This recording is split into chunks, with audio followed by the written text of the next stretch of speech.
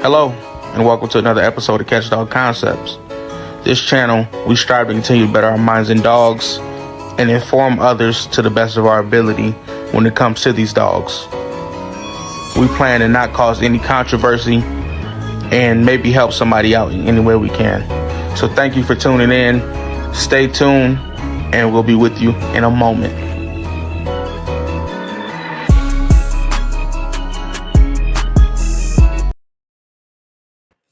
Oh yeah, we back. We back again.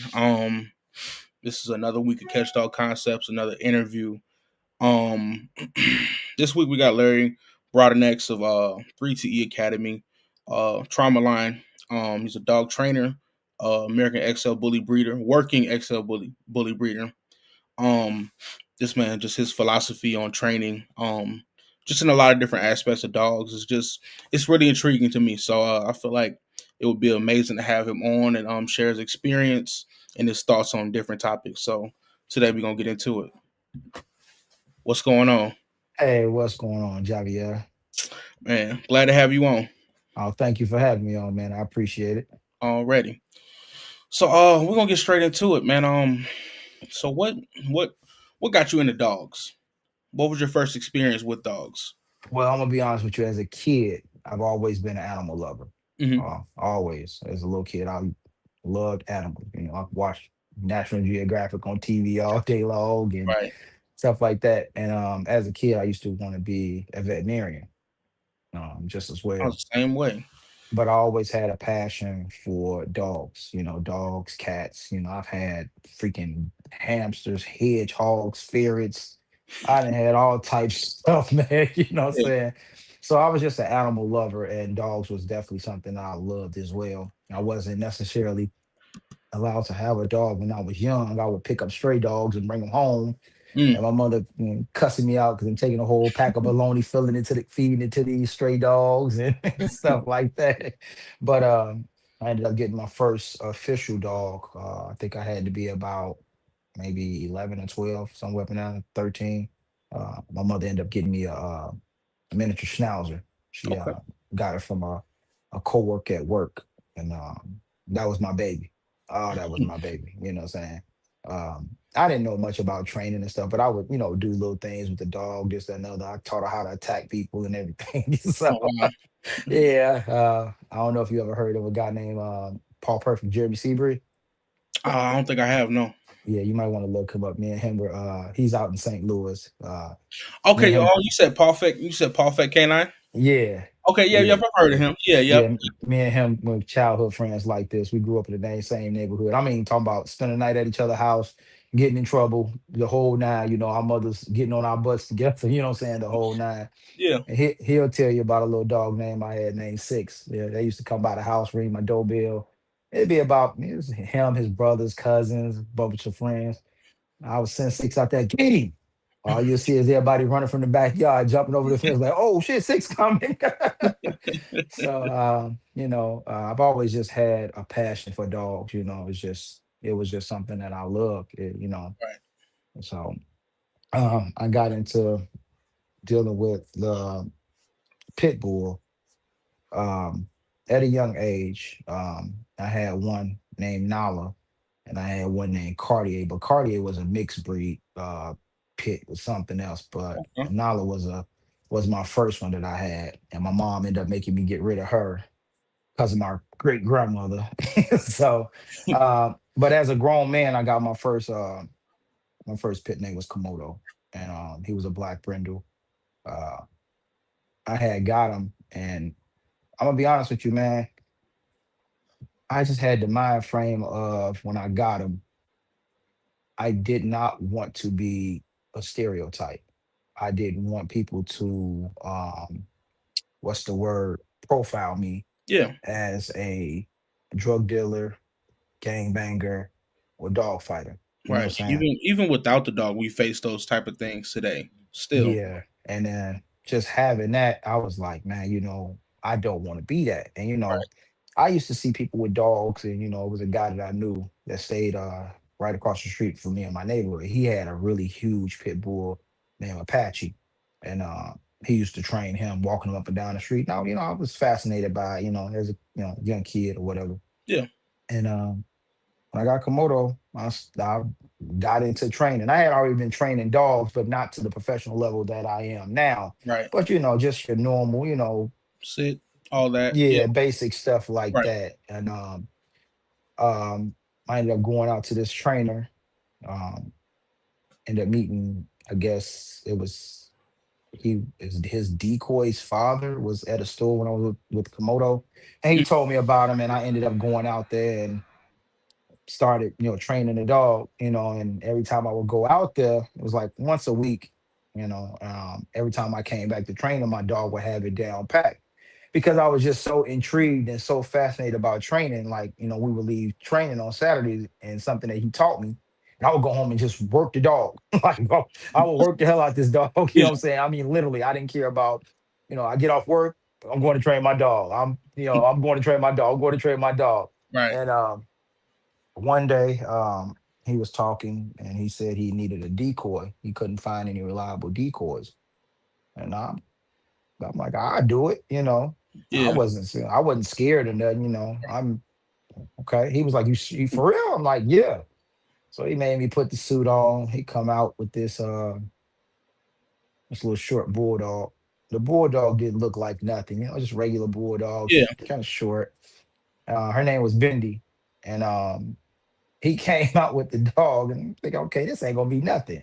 I'm thinking, he had German shepherds and all that other stuff too, but he brought out this bulldog. Right. I'm like, oh, this gonna be a piece of cake. So I'm in the suit, this big old blue suit, and he tell me to stand in the corner and put my hands like this, and standing face the corner. I'm standing there, and he's like, "You ready?" I'm like, "Yeah." And next thing I heard him say, "Get him." And man, it felt like a linebacker had ran in my back.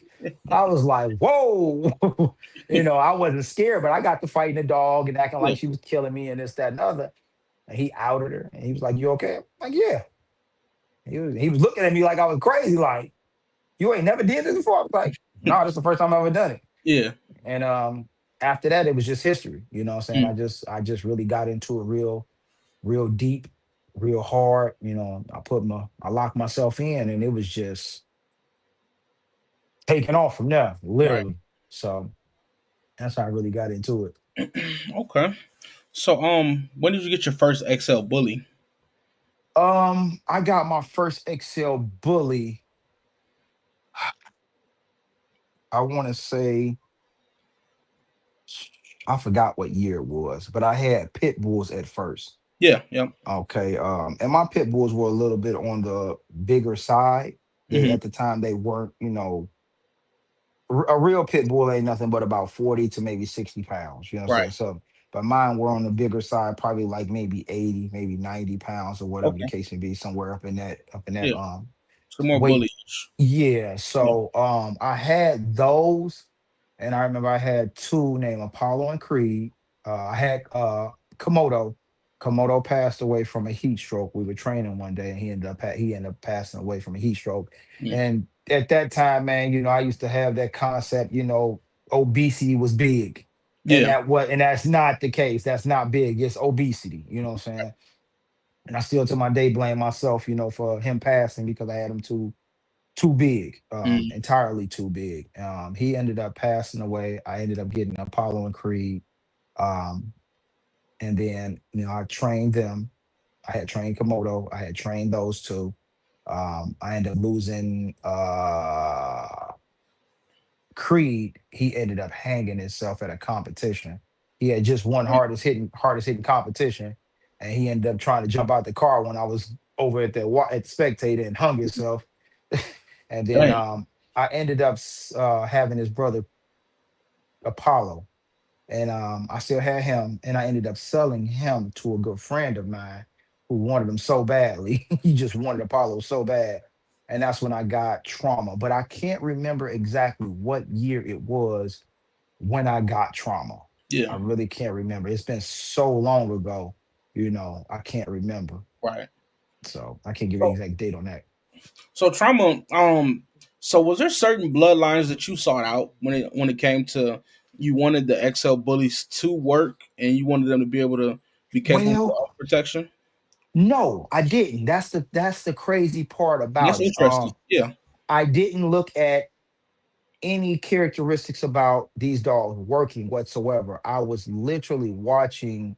Um, this is when Facebook had first kind of came out. I would see all of these guys with these big old 120, 130. These dogs were huge. I'm looking like, man, these some big dogs. yeah, But mind you, I'm looking at, my boy Apollo, Creed, my girl Samore, Apache. I'm looking at these dogs, and then my dogs, they get down. They got good obedience. They hitting hard, right, out commands great, sociable, the whole nine. yeah, And I just kept on seeing it. I constantly kept seeing this stuff, and I'm like, okay, they big, but what do they do? right, I'm a firm believer. Like, you got a big dog, but can he yeah, work? right.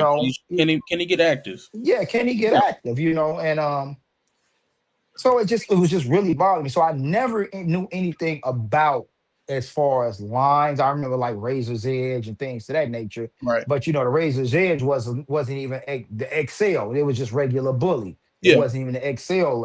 It wasn't that at the right, time. And Razor's Edge had a lot of still hot stuff in it because of the pit bull. It right. still had that tenacity a little bit. Yeah, But XLs, I had no knowledge of any, certain bloodlines bloodlines, and none characteristics. of that. Right. I was That's I just amazing ended. though that you come this far with those without seeking out those. Because I talked to a pit bull breeder and he's seeked out those characteristics that would excel in protection work and protection training and whatnot. So Yeah. yeah, I mean, So I applaud you for that. That's tough. so when I did get trauma, I got him out of North Carolina. Okay. Um, I bought him from a guy named Adrian Smith. And the story behind trauma was when I reached out to him, um, trauma was the last pup out the litter. Yeah. He had his pick male that he was keeping, and then he had trauma. And Okay. um, the situation was that I wanted him. I think at the time, I think I paid, it was either 25 or $3,500 for him. Okay. And that was some money back then. Yeah. And No. Sure. but he threw me a deal. He knew that I was a trainer because I had been posting up stuff, I'm up and coming or whatever the case may be. And he gave me the opportunity to get trauma. He was like, well, give me $1,000. And I told him exactly what I was looking for, what I was going to do with the dog. Right. And he was like, well, give me $1,000. You keep him for 6 months. If he don't turn out how you want him, send him back to me and I'll give you $1,000 back. And I'm Mm. like, Okay, you can't beat that with a baseball bat. You Right. know what I'm Right. saying? He'll say, Yeah. okay. So I ended up getting trauma. And when I got him, he was a big joker. I was like, God damn, he is big. He was 4 months. He was a big joker. Oh my God, he was big. I was like, God damn. So he was real docile, laid back. I had him for a few weeks and I was got, getting comfortable with him and getting Yeah. him out, getting comfortable with me. He did lack. I was so used to the more of the energetic. He was more Right. laid back. So when I started working him and doing, just working on obedience and stuff like that, he was catching on slowly but surely. Right. As time went on, I started working him, and he kind of was, it wasn't really working out the way I wanted to. It was like it was a little, like he was developing a lot slower. Right. So believe it or not, I was actually about to send trauma back. Wow. Yeah, a Okay. lot of people didn't know that. And I was like, I was about to send him back. So I actually ended up calling up Adrian. I'm like, man, he ain't working out. You know what I'm saying? Mm. You know, I'm so used to Apollo, Creed, some more Apache. By the Right. time they were 9 months, I was literally able to send them across a field and Wow. they would hit somebody in the suit, Yeah. or without a suit on. I was able to Right. do that. And he was like, okay, sure. He had some things going on in his life at the time. So he was like, well, let me try to work some things out. I may got some people over in Europe because at the time I think he was selling dogs all over overseas too as well. Yeah. So I understood he was going through some stuff in his life or whatever. So I was like, okay, so I was giving him time. But that didn't mean that I wasn't gonna continue to work with trauma, while I Right. had him, because you ain't finna be sitting up in my house sucking up light gas and water and you ain't doing nothing. You know what I'm saying? We Yeah. we gotta work. Right. So time went on, kept on working them, you know what I'm saying? And uh one day we were working, we were doing some agitation work. And I remember a guy, a trainer was agitating. I think trauma wasn't nothing but about maybe 9, 10 months old. And I had got his obedience pretty good. And we were doing some agitation work. And this trainer was a veteran trainer. He had been around for a long way before I was. And he worked trauma. And I still got the video to that too. And he worked trauma. And mind you, in my expertise of what I had been learning from training, had been working with this other trainer. I was his employee at the time, and his Yeah. decoy. You don't put too much pressure on a dog so early. Right. Man, he worked trauma, and he was working the hell out of trauma, and trauma was out on the end of that leash going ape shit. Yeah. When I say he was out there on the end of that leash, and I'm sitting there and I'm watching trauma, and I'm like, man, he working him too hard. He's still a puppy, Right. and he ended up cracking trauma, and he cracked him in the corner of his eye, and it got like a little bitty small blood clot right there. Yeah. I was pissed. Oh, I was pissed. And the other trainer that was there too, he was like, hey, man, that dog only a puppy, man. He's like, you working to it. He was like, what? Trauma was kind of big at this point. Yeah. So he was like, man, I am so sorry. He said, I thought he was a puppy.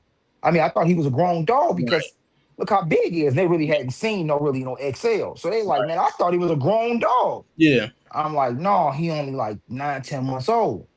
And he was like, man, I am so sorry. But he was like, that motherfucker took it. Like, I Yeah. mean, literally, trauma was literally directly in his face, standing up on his on his hind legs, just, I mean, Trying to get them. foaming at the mouth, trying his best to get him. Like, I Yeah. mean, he never came off his hind legs. Mm. And that's when I called Adrian, told Adrian, I said, no, I'm gonna go ahead and keep him. Let me pay you the Yeah. rest of your money.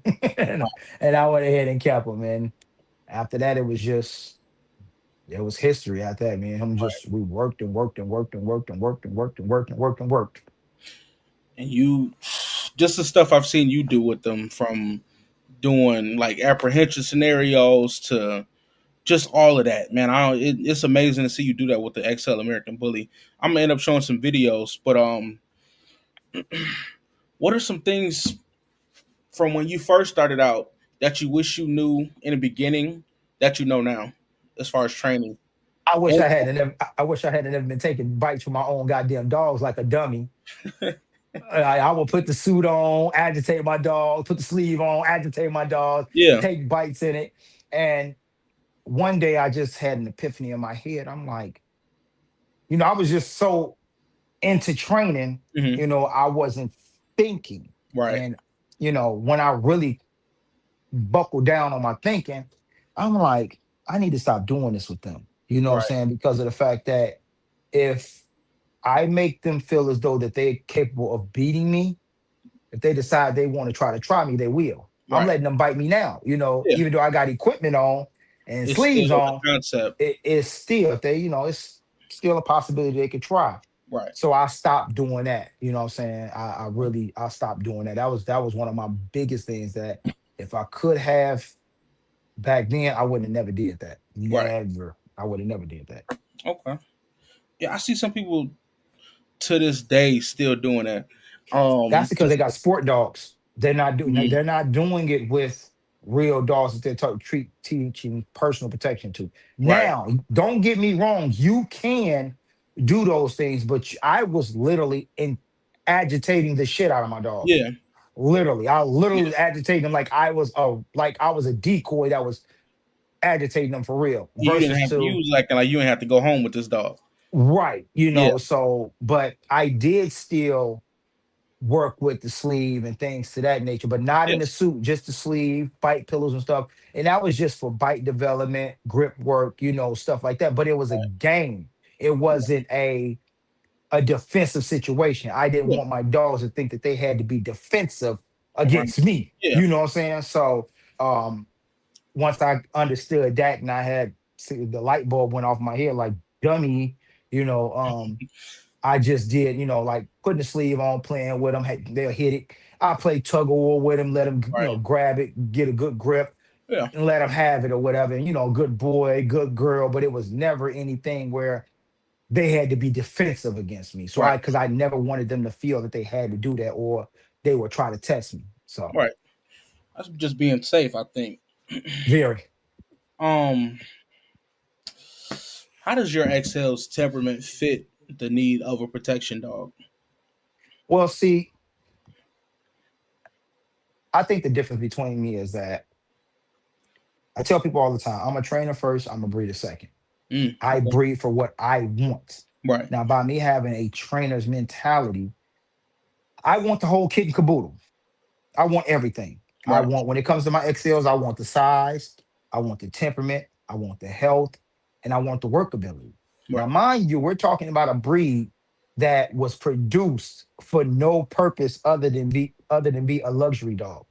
To look It good and just That's it. sit at home. Yeah. It has no type of purpose whatsoever. Not like a Rottweiler, a Malinois, a German Shepherd, a Right. Doberman. No, it was not bred for actual purpose. Yeah. Okay, let's get that understood. Right. So by me having that, what I'm saying, I wanted the whole kit and caboodle. You know what I'm saying? So I wanted mental status, temperament, workability, size, beautiful color, everything that you could want in a dog. Yeah. But people have the misconception of what a personal protection dog is really is. Let's talk They about it. think a personal protection dog is a dog that is will bite everybody. Hmm. And that's not a personal protection No, dog. that's a liability. I feel like. Thank you. That's Yeah. a liability dog. And people be like, what you mean? And I have to always tell them, I say, so if your dog bite everybody, say you got company, Who won't he bite? you gotta put your dog away. Right. Gotta go put him in a cage, Yeah. probably put him downstairs in the basement, put him outside. Something happened. How can your dog protect you if he's in a whole nother room? He can't. He can't. So my thing is why doesn't he have the understanding and the obedience of being able to be at a sit stay, a down stay, and survey the room and know when and when not to be able to attack? Right. And people don't understand that. People think that a personal protection dog is pretty much a junkyard dog. It's Yeah. not. No. Junkyard dog got one owner and will bite everything that come in there. Man, woman, children, cat, dog, goat, whatever. It's grabbing whatever. It, Anything. it don't it don't trust nobody. And it might be just one person that could put him up and sit him down, and he still And can't even that's probably it. control him all the way. Yeah. And exactly. And that's not what a personal protection dog No. is. So my thing is that for me, I wanted all of that, Right. especially with the breed that I was dealing with. Yeah. You know what I'm saying? You got to think about it. And to everybody else, it's nothing but an oversized pit bull. Right. People say, oh man, he got a pit bull. Everybody says, he got a pit bull. He got a pit bull. When And it's not it's even a a pit whole bull. different breed. Yeah. It's a whole different breed. It's nowhere near a pit bull. I Right. mean, it's based of a pit bull, but it's mixed of a lot of other things to make the breed itself. Right. But it's not a pit bull. Ain't no pit bull, no 120, 130 pounds. No. No, that's not a purebred pit bull. You Right. never seen Eli, Colby, Border Decks, Jeep, Carver. You never seen none of they dogs being no 130. No. You ain't never seen Bert Sorrell had no 130-pound dog. You know No. what I'm saying? Yeah. You ain't never seen none of that. Yeah. None of that. So, um, but I also, like I said, I wanted that for that breed for a reason, and also with the fact that it wasn't a dog that had any, it wasn't bred for any purpose. That was the reason why I wanted to do it even more. I wanted to take the hardest thing and do what everybody else was doing, Right. and also make them look better. Because let's be honest, you can have 1,000 pit bulls that's sweet, innocent, beautiful, ain't never bit nobody, ain't never attacked nobody, and then you get one pit bull that actually do bite somebody, and it make all of them look bad. Yeah. You know, Hmm. so um, Let that me was see. pretty much how it was, really. Yeah. And you, so with the XL bully, you really are going against its genetics, like you stated, of it not being bred for any purpose, and not being built for any purpose. So, with your dogs, like you said, you do look for the health. Are there some certain things you want to breed away from, as far as maybe being able to breathe better, being able to hold on longer Well, when see, in the fight? I don't see my when I started doing my breedings with the XL bullies, I still wanted the energy level and capability of the pit bull as well. I still wanted those things. I wasn't looking for the mastiff look with Hmm. all the extra skin. Right. I don't like that. You know what I'm Yeah. saying? I don't like all of the easty westy. I don't like the not being able to breathe. I don't like the not being, not having any energy level. I Right. didn't like any of that. Yeah. So when I did breed for specific working ability. Right. So, I would look at, certain dogs like, okay, this dog got maybe a little bit of a longer muzzle, but it's broad, Hmm. and people don't understand that longer muzzle means harder bite. Yeah. You know what I'm saying? People think that because it got a smashed face or it got a big head, it got a harder bite. No, it actually has a weaker bite, a very weak bite. It's very weak. You know what I'm saying? Yeah. Um, so that was another thing that I looked at for. Like I said, energy, structure, movement, definitely health. You know what I'm saying? Those are things that I definitely look for. So, but I wanted, like I said, I wanted to keep a lot of that energy level. Now, don't Right. get me wrong, I did, I wasn't really into the colors like that. I think my thing was I like brindle, I like Yeah. black, I like fawn, I Right. like chocolate, I like champagne. I did get into some of the tricolors. I do like that color as well. I Right. have bred a couple murals, but I'm not a fan of it. And I did that based off of just color basis for Hmm. somebody, for customers, you know what I'm Yeah. saying? If you notice, I never kept any murals. I don't have any murals in my in my Yeah. camp or anything. I produced them, but you've never seen me actually train a mural dog that came from my lines. You know what I'm Right. saying? I'm not into that at all. Yeah. Um, so Responsibility first. yes, yes. Yeah. So I'm a actually old school basic color guy. You know what I'm Yeah. saying? So Nothing wrong with that. So why do you believe the XL is in its current state now? This is market, the health of the dogs, the look of the dogs, even just the people that deal with the dogs. Why do you think the XL's in the state it's in now, and how can it become better? You think? I'm gonna be honest. Go ahead, come on, man. That's what we got you here for. Trash ass breeders, trash ass um registration. I'm gonna be Okay. honest with you. Let's just be honest. Yeah. The American Bully is a dog that's just about making money.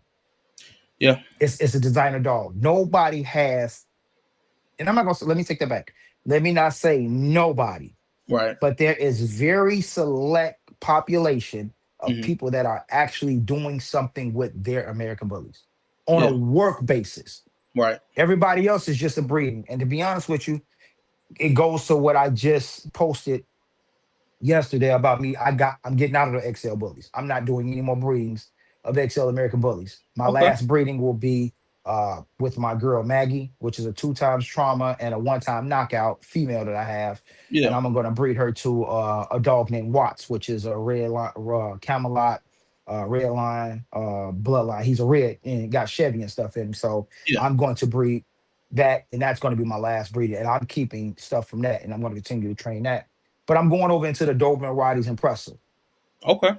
Okay, so but I got out of it because, man, I'm gonna be honest with you, man. I'm watching my timeline on Facebook, and I'm just seeing everybody getting rid of grown dogs, grown Yeah. bullies, and I'm like, why? Because the market has gotten, y'all can't sell them now. Right. So now y'all want to just get rid of them. They Yeah. not they not no purpose. They not real family members to y'all. They not y'all kid. Y'all just getting rid of them now, and it They just trashing really, them after they breed them out, and they just can't breed no more. It's a lot of things they're doing. You absolutely right about that. and it hurt my feelings because I said, you know what? I'm part of the problem. Mm. I really am. I'm part of the problem. I'm steady. I'm breeding. I'm breeding them. Yeah. I sell them, but I breed for what I want. But I'm Right. still breeding them. Yeah. You know what I'm saying? And why don't I do my part as far as stopping these dogs from being ended up in the goddamn gone? shelter. Shelter. Yeah. You know what I'm saying? Again, I feel as though if the dog had a purpose or people made the dog an asset to their home, Hmm. they wouldn't get rid of the dog. You Yeah. don't get rid of your kids, do you? No, you don't. You Okay, don't. then. Yeah. So I'm saying, so my thing is like when you get a dog, that's a lifelong partner. Right. You know what I'm saying? Don't get me wrong, stuff happens. I'm not saying that it don't. But I guess for me, that's just like, man, me, look, trauma, knockout, Havana, I could have been homeless and sleeping in the car. We would all would have been in the car. Mm. I wouldn't have got rid of them. Or Right. I would have found some way for me to put them somewhere, but I still came and took care of them every day. Yeah, You know what because I'm when you saying? took them on, it was a responsibility you put upon yourself to take care of them and make sure Right. they have a good home and whatnot. Right. And I could the breed itself is, and I'm sorry, we got the worst breed. The American bully is the worst breed possible. It really is. I'm going to be honest with you. It is a shit show. The American bully is the breed is a shit show. Yeah, They don't really hold to standard of qualification of the dogs. that's true. Yeah, It's about politics and who ass you kissing. right. You know what I'm saying? I've seen some dogs, man, been to shows and seen some dogs that, bro, I wouldn't even put a bullet in. And it won. I'm like, how the fuck did this dog win Money talk. against this dog? Yeah, But it's they friends. yeah, They buddies. And I'm right. like, God damn, that sucks. You know what I'm saying? So I I just think it's really, really terrible. It's and it's the registry's fault because they're not strict enough. There are no And morals. they actually I'm actually going to be doing a live here sometime today, and I might end up pissing abkc off a little bit, but I really don't give a fuck, Yeah. because at this point I'm looking at the breeds, and I think that a lot of times with these registries, if they did more in the registry in order for your dog to be so-called champ or whatever the case may be. Hmm. Like prime example, working dog class. I Yeah. think that, okay, if this is a working dog, yes, we can look at all the physical. Yes, he looks great physically. He meets all the criteria for the physical part of it. Hmm. But does he meet the criteria for the mental and the workability part of it and the Right. That's temperament? You know what I'm saying? yeah. I think that should be judged as well. Right. It shouldn't just be, oh, you pretty, you look good. Yeah, he looked good, but he got You bad look like you can nerves. work. Right. Yeah, he got bad nerves. He a piece of shit. Yeah. He Yeah. can't do nothing that he was actually bred for. You The get what I'm saying? internals of the dog. Yeah. So that right there, I think, is what really hurts a lot of breeds, to be honest with you. A Hmm. lot of them, because they are not judged on their actual workability. Now, you do get some overseas, like the Seeger show for the German Shepherds and the Rottweilers. Yeah. They have those shows where they're doing certain things to see if the dog has a temperament, workability. They're looking at the dog, how the dog walks, how it Right. gaits, all of those things. They're not just saying, "Oh, he looks good," but they like, "Okay, he looked good, but can What he can do you what he do? was bred for? Right. Right. Does he have that natural instinct to do what he was bred for?" Yeah. And I just think that that's what the biggest problem is with the breeds. Nobody's trying to actually make these dogs an asset, and that's why the American Bully is such trash. Because think about it, they breed these dogs. You got the micros, the exotics, you got XL, the so-called double XL. They mixing Corso, Border Decks, Crescent Canary. They doing everything and anything Right. to try to make these dogs bigger. Just the color, it's like where's the cutoff for this? Like, if you really be honest with you, think about it.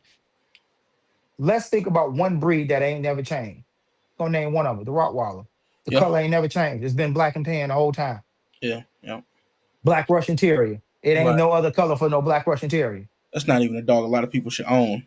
You know what I'm saying? And Yeah. Yep. you don't see any change. Now, don't get me wrong, color variation goes a certain way, but Right.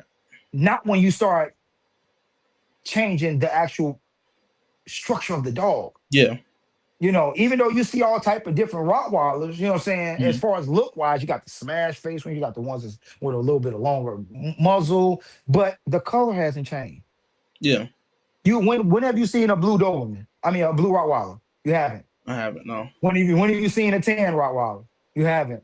Nope. When have you seen a tan black Russian Terrier? You haven't. Yeah.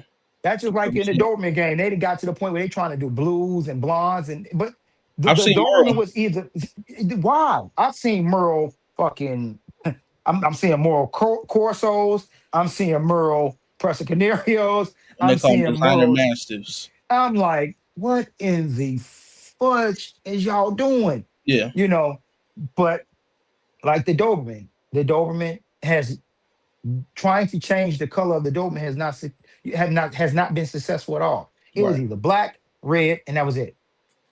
Yeah. That was it. Black, red, or chocolate. That was it. That's all Right. you had. That's all you had. And they Yeah. were just fine. They were just fine. It's fine like All that. Yeah. this blue and this one and albino. Albino can't hear or see. Yeah. The blondes look like I don't know what they look like. They scrawny as hell.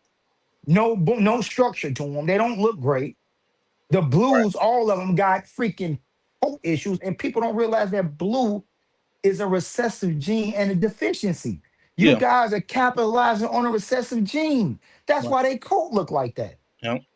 That's why it's all brittle, dry, and it's thin. Yeah. That's a fact. So, You're not lying. So let's get into your philosophy for dog training. What are some main points that you really want to what's the word I'm looking for?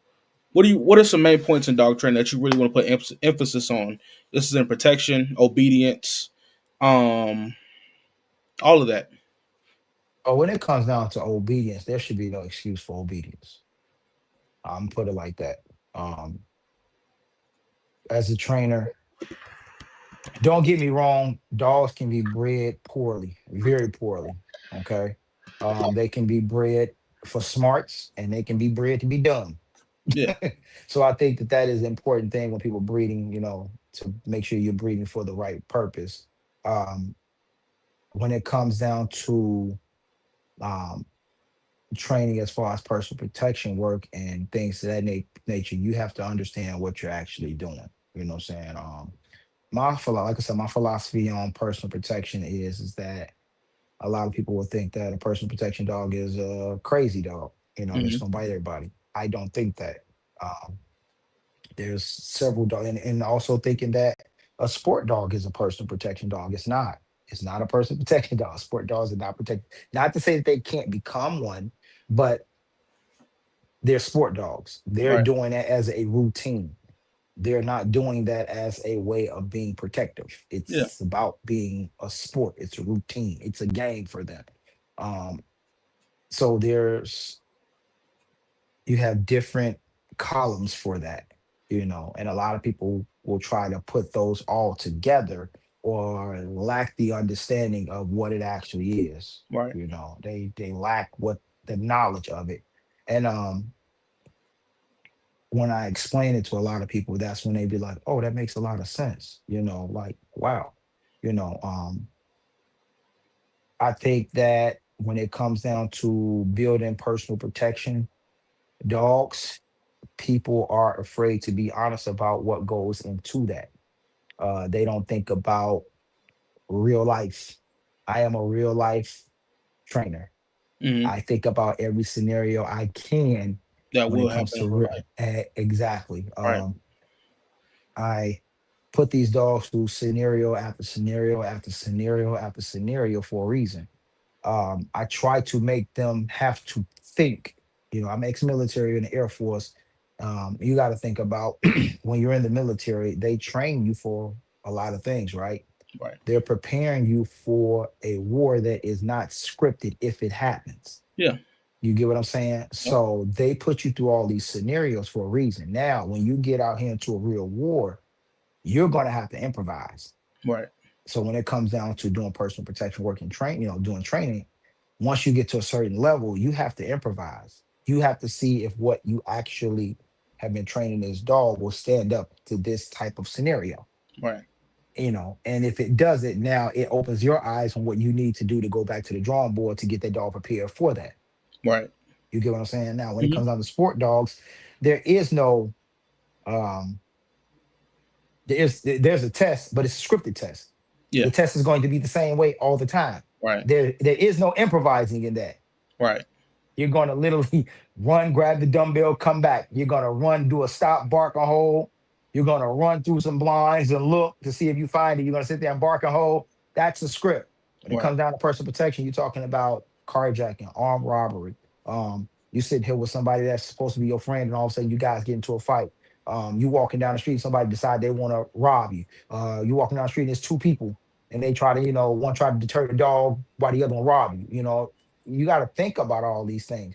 You got to think about the dog being touched, and I think a lot of people out here don't want to be honest about those are things that need to be done when you're saying that you're training a real life personal protection dog. I know you probably seen videos, and I put my hands on these dogs. I touch Mhm. them. Yeah. They getting touched. Putting pressure on But them. Yeah. we don't get that isn't something that just starts off the gate like that. We work our way up. It's a gradual, you know, um, climb. It's a gradual Right. climb to get to that point. And it's no different than I tell people all the time. It's just like a boxer.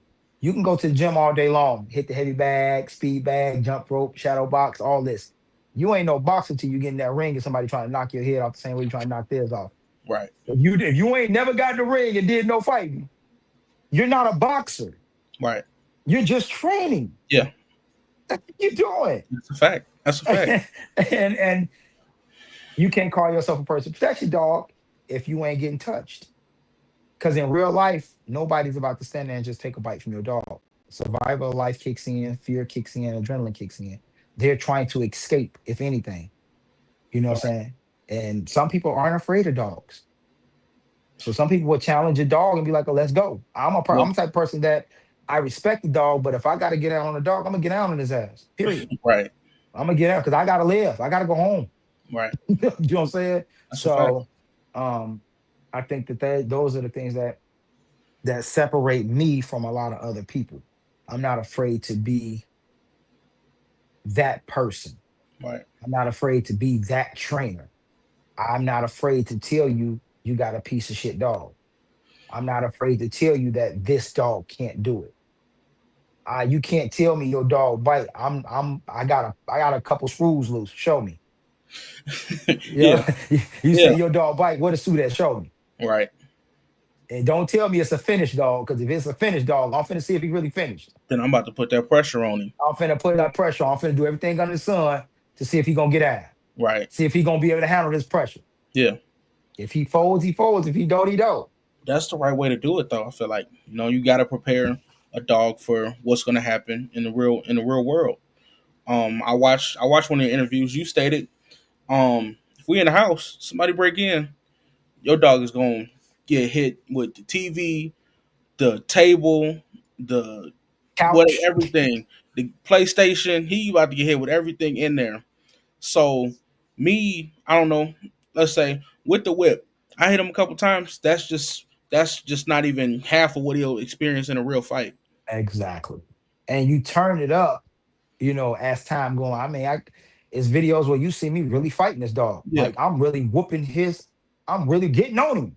I'm headlocks, really getting all on him. all of it. Yeah, Yeah, I'm giving him the business. right, Now, if they can take that from me and I'm putting this, mind you, everybody not like me, right. everybody not going 120%. So when somebody break your house and they hit him with something, the dog gonna be like, "That's all you got? Yeah, What? That's it? about to eat you up. Man, look, bro, you playing, bro. You better come on with it." That's a fact. Got to come with it. Yeah. So so this kind of plays into that. What are your thoughts on corrections and positive reinforcement when it comes to these working dogs and these protection dogs? I'm gonna say this.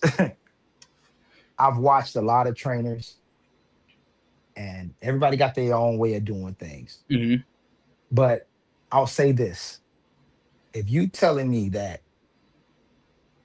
you have a problem with doing corrections on your dog, every dog is different. Some Right. dogs need harder correction. Some dogs don't need no correction. Some dogs just need positivity. Some dogs, need light correction, hard correction, firm correction. It depends on the dog. Everything is different. Every dog is not the same. Right. Um, when it comes down to obedience, you know what I'm saying? Um, yes, I think fundamentals of just basic, teaching a dog the fundamentals about what you're asking is important. But once you realize that dog has it, I'm sorry, if you're not doing any correction, something wrong.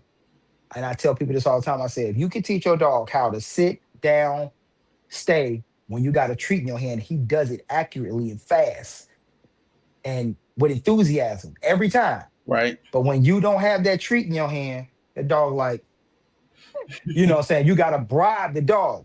Yeah. So that's where the corrections come in. So now I'm going to give you an option.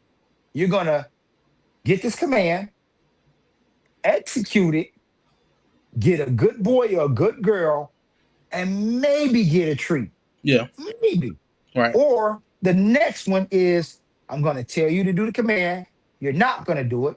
You're going to get a correction. I'm going to make you do it. And you don't get a good boy or good girl. And you don't get a treat. Which one would you rather have? Because I'm still going to get it out of you No either matter way it what. goes. Right. And I'm not a e-collar person. I am a hands-on choker and prong collar person. I am not a e-collar person.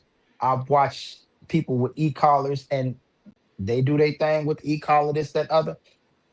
I'm not a fan of it. I think it's cheating. And I think it has too many loopholes for the dog to say, because it's not a respect level of you. Because I Right. watched dogs that were on e-collar and you can grab a regular remote control and they think that's the remote to the e-collar. And they're like, oh God, I'll do whatever you say. And you're Yeah. like, it's the remote to the TV. It's not even, But Right. then I have seen some people with e-collar that have worked their dogs pretty good. Yeah. And it worked out, fine. But I'm just not a fan of it. You know what I'm saying? So when it comes down to corrections, I'm an old school, choker, prong collar. I'm hands on because I want the dog to respect me. I don't want them to respect the tool. Mm-hmm. Respect me. You know, it's a big difference between having respect of the actual trainer and owner Right. versus to have respect for the equipment. Because I've watched dogs do it. That e-collar don't work. They like, I'm gone. Right. You're not stopping me nothing. I don't care if the batteries ran out on the e-collar. You Yeah. didn't charge Right. it. So um, when it comes down to those corrections and things to that nature, I think it's definitely necessary. I don't think that, like I said, every dog is different. You may get a dog that doesn't need, you can use a regular nylon collar to train it. Or you might need a dog that you need a choker, a regular chain choker. And then Right. you may need a dog that needs a prong collar.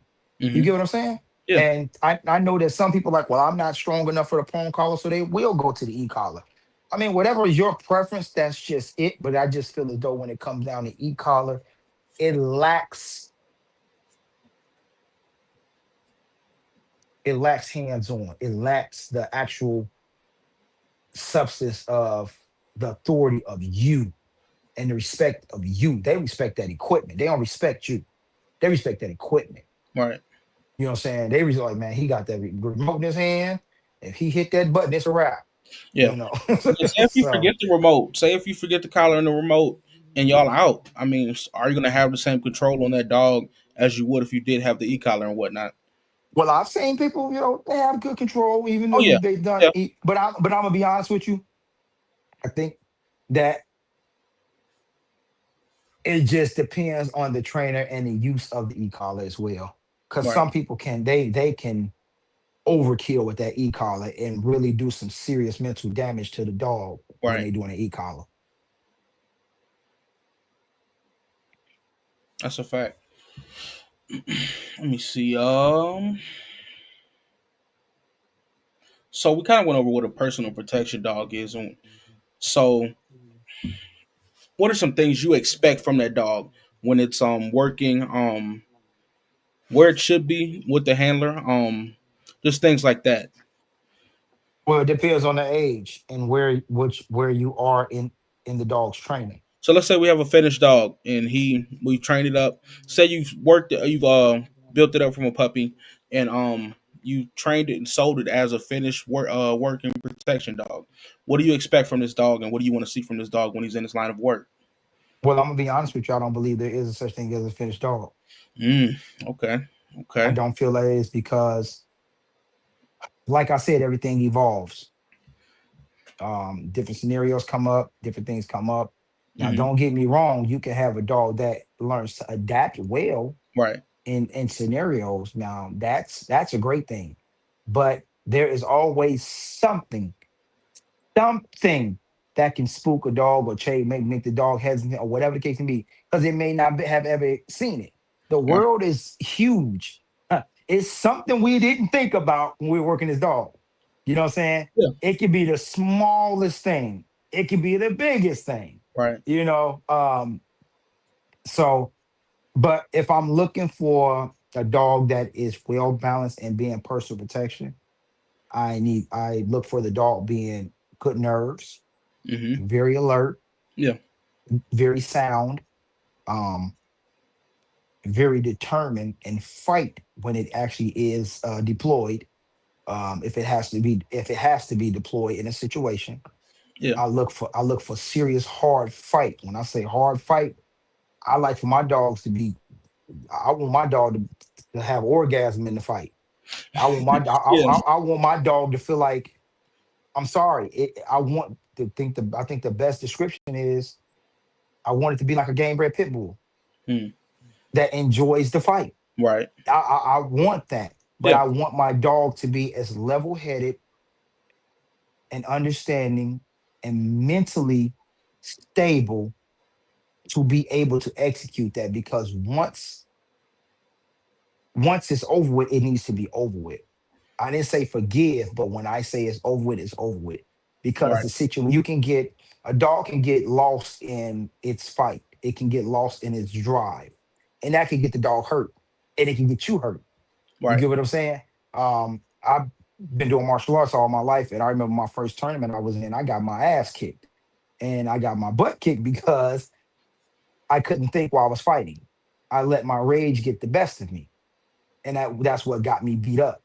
And my sensei told me, it was like, if the most dangerous fighter is a fighter that can think in the heat of battle. Right. And I always use this example. I don't know if you ever seen a movie called Law Abiding Citizen with Jamie Foxx. I don't think I have. I haven't seen it. Nope. If you get a chance, watch it. It Okay. was a movie that was about a lawyer and a gentleman whose family was killed, and his name was Claude. I always forget his name, the actor's name. I forget his name all the time. And what made that guy so dangerous is that he was very intelligent. He could Right. think.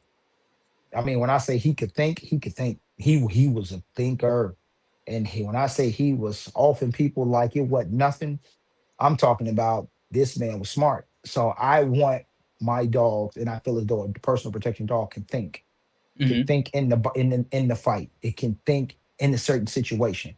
You Right. know, it's alert, it's attentive, it's determined to execute at its optimum peak. Hmm.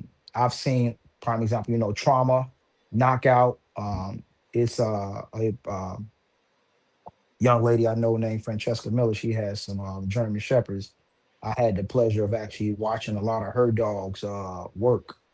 She did sport work, but they had this shit. She had about, I don't know. I think I was in little like five of her dogs. Mm. Latigo, Freak, Vatani, um, um, Filu. And Filu, he was, man. When I say you talking about a man eater, Lord, even Latigo, Freak, very good dogs. Latigo was he was the older of their pack. Yeah. But man, big old beautiful German Shepherd. But man, Latigo would wear your ass out, but was sweet as pie. But if that dog ever got a hold of your ass, boy, pull you. And if they dog Filu and that damn female that they had, Vatani, Man, that damn dog was biting at 4 months old. I'm talking about literally biting at 4 months old. I'm like, Wow. this damn dog crazy. Yeah. I mean, literally, but they were very stable dogs. They really were, um, they were what German Shepherds were supposed to be, like Hmm. literally. They Yeah. these dogs didn't even actually be still. Like when I used to be around them, man, they'd be Yeah. outside running around. They literally be trotting the whole time. Right. They would have to put them on a down state, like down. Wow. They literally were trotting all day. And I'm talking about it wasn't no full run. It was like a gallop the Yeah. whole time. If they were walking, that's how they would gallop. I'm like, dogs don't never be still. But good fight dogs was, protection dogs was good stable mind frames. You know what I'm saying? Right. That's key for a personal protection dog. I'm Right. sorry. A personal protection dog is not psychotic is not a personal protection dog. No, it's unstable. That's liability. That's something you can't have around your children or other people's children. I mean, and that's like trauma, knockout. They was around kids, all of that. Right. Like I was just talking about the young lady with the German shepherds, Yeah. kids all day long, people around them with no problem, sweet as pie. You know what I'm saying? We can pet them, all that. Don't put your hands on the family though. Right. You ain't gonna make it. And they were doing sport work with these dogs. Okay. Literally, they were doing sport work. They were doing IGP. Is it IGP? I think it was called Shitson, but I think they changed it over to IGP. They were doing that with them. I mean, Mhm. but would they bite for real? Yeah. Very much so. Very much so. So I think that when it comes down to doing personal protection dogs and things to be looking for, that you need to look for is you need to look for a dog that's clear headed, Right. that learns how to dissect the situation, No doubt. and how to handle the situation in the best way to keep himself safe, him or she herself safe, and also the owner. Right. I think there's a difference between a real high drive dog and a dog that is unstable completely. So Yes, it is. yeah. High drive is drive high. See, I think people's misconception of what drive is, and to be honest with you, my breed has the most dumbest concept of what drive is. All these people with these freaking American bullies, um, they think drive is throwing a ball and the dog go get I was playing. it. Drive is determination to go regardless. Right. That's drive. Like Yeah. literally, if you like, I'll use the Malinois and German Shepherd. You get some of those that are very high drive dogs, right? You can literally put a ball in a freaking box. They can see they driven up for this ball. Hmm. Put it in a box and watch how long they're gonna continue to try to find a way in that box. That's drive. Right. The continuation of always wanting to go regardless of the situation. Right. Determination. Determine. Yeah. That's really what it is. Determination. That's drive. Right. Now, psychotic. That's not drive. No. That's Just how I'm gonna bite jump you in the face just because. right. Yeah. Just off the Richter scale. That's not drive. Right. That's bumfuck crazy. That's what that is. You know what I'm saying? Yeah. That's just retardedly crazy. Right. But drive is literally determination. Just like us as humans, when you have something set in your head to become a lawyer, a doctor, to go to school, to buy a house, to buy a car, people buckle down on what they need to do. I mean, I Right. can't spend no money. I gotta save. I gotta go to work. That's drive. They're driven. Yeah. So the same thing when even though a dog is not trying to buy a car, but when it's come to a work situation, they're driven to get that job done. Right. They're Crazy is I'm driven about to to go keep rob a keep bank. going. Crazy is I'm Right. about to go rob a bank to get this car, or I want to buy this house and I want to be rich. That's Yeah, crazy. exactly. That's Yeah. not driven. That's Right. crazy Yeah. because you got to drive, but you got to unclear drive. Right. You get what I'm saying? That's not clarity. No. That's stupidity. Yeah. You know what I'm saying? Mhm. Yeah, you got to drive to go do that, but you couldn't tell me you can't go get a job and just work the hours that you need to work and Right. save and not buy stuff that you don't need and sacrifice these things that you don't need to get what you really want. Right. That's drive, clear drive. Now, Hmm. doing something stupid like robbing the bank, and you got drive all right, but as soon as you get caught, your gas tank is empty. Yeah. Right. So, So what is a security dog or an executive protection dog to you? What is that to you, and what do you believe that should be, and what do you expect from it? Police got security dogs. Okay, okay, Okay. I'm gonna be honest with you. And people say now, not all police, because it all some police officers that get out and do the work they yeah, have to do what they fucking there are came some good as. ones, right? But it's a lot of police officers that don't fucking do it. And I Hmm. feel like that police have junkyard dogs.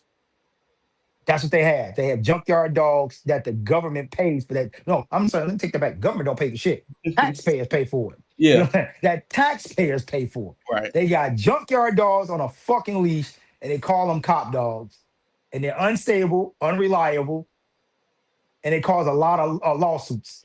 Yeah, That's what those are. I just think, Security yeah. dogs, the right security dog, you're gonna get secure. A security dog is really a personal protection dog Hmm. that is trained for bigger crowd situations. Right. Okay, because you got to think about it. He can be used in a crowd.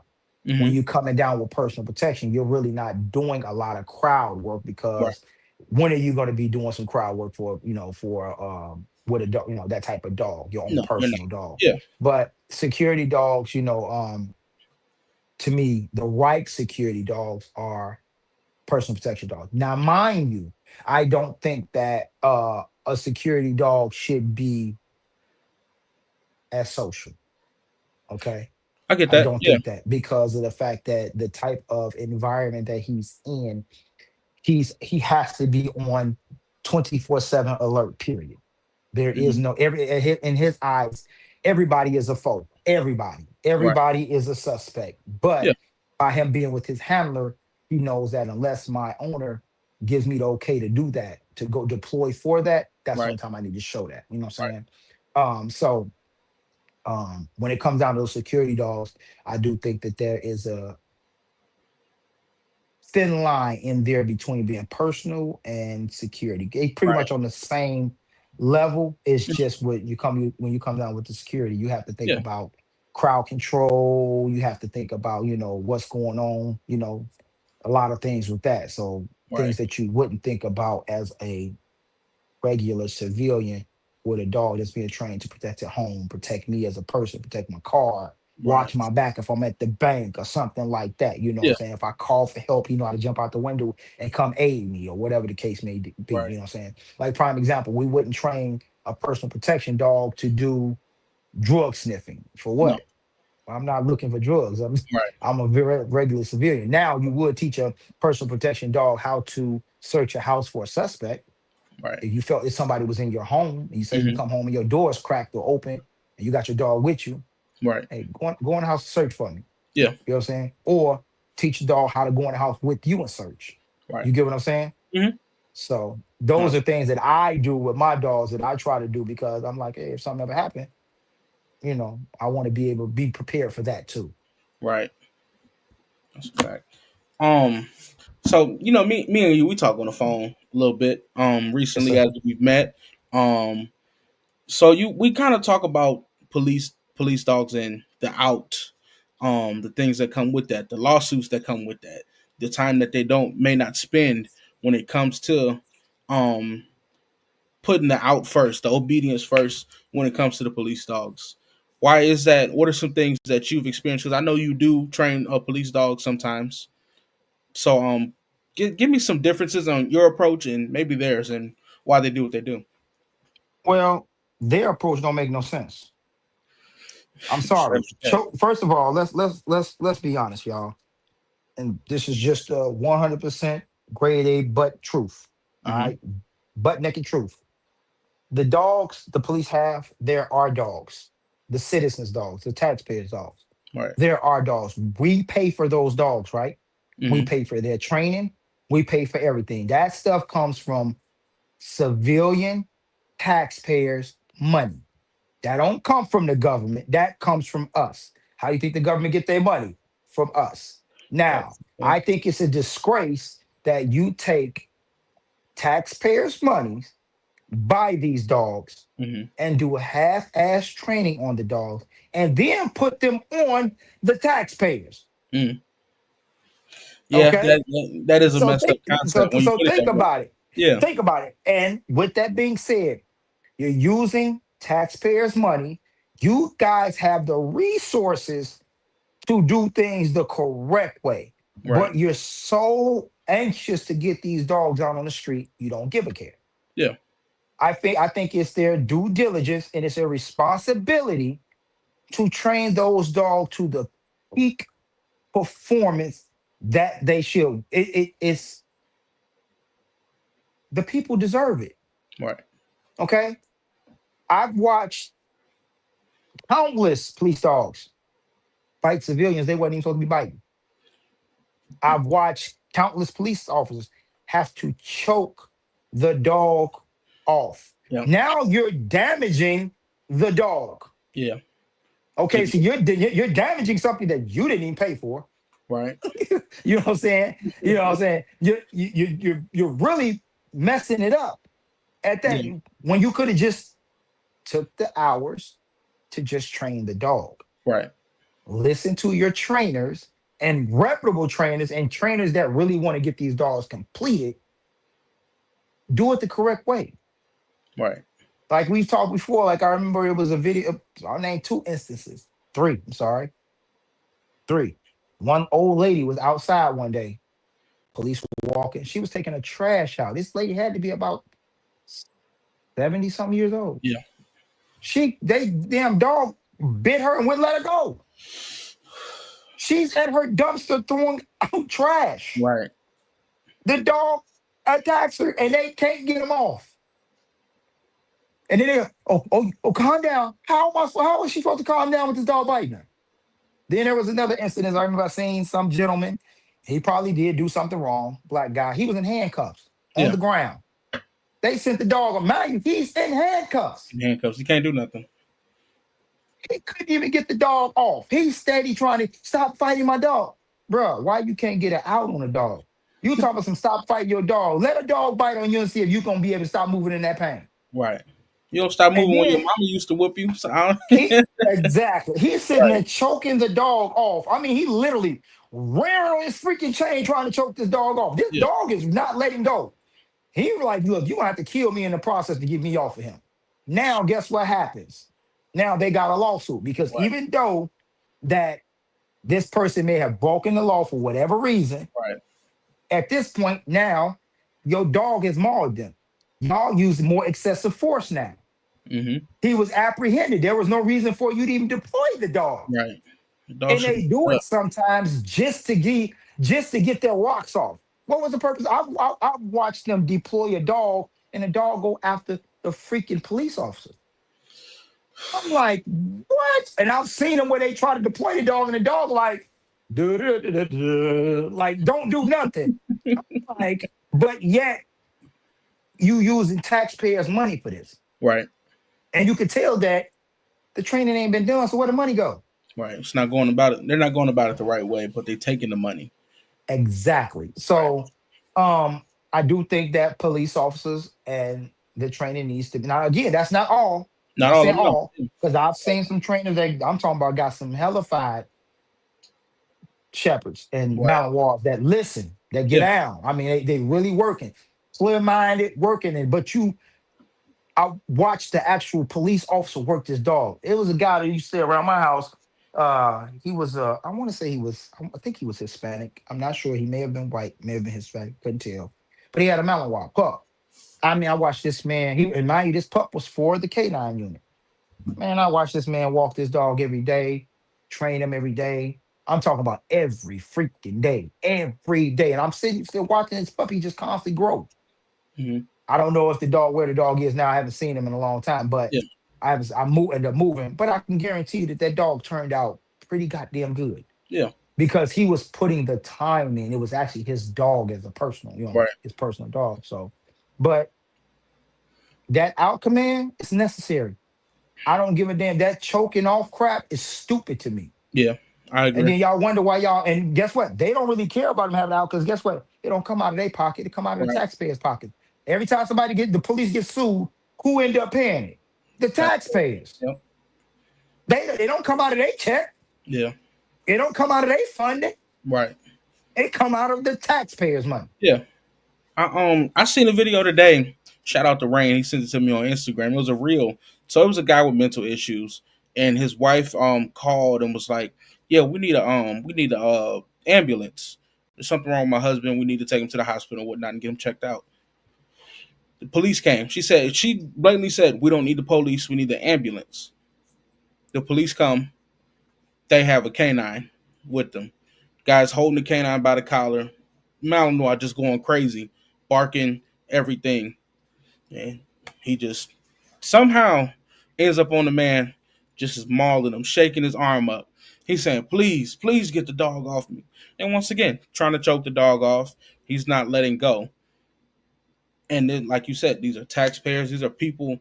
They didn't even need the police. They didn't want the police there. They wanted the ambulance. But the police came and they came with the dog and then couldn't control the dog in that situation. So what was the purpose of you pulling the dog out? It wasn't any type of crime being committed. No, This was somebody who needed help. So right. what did you bring a canine unit out for?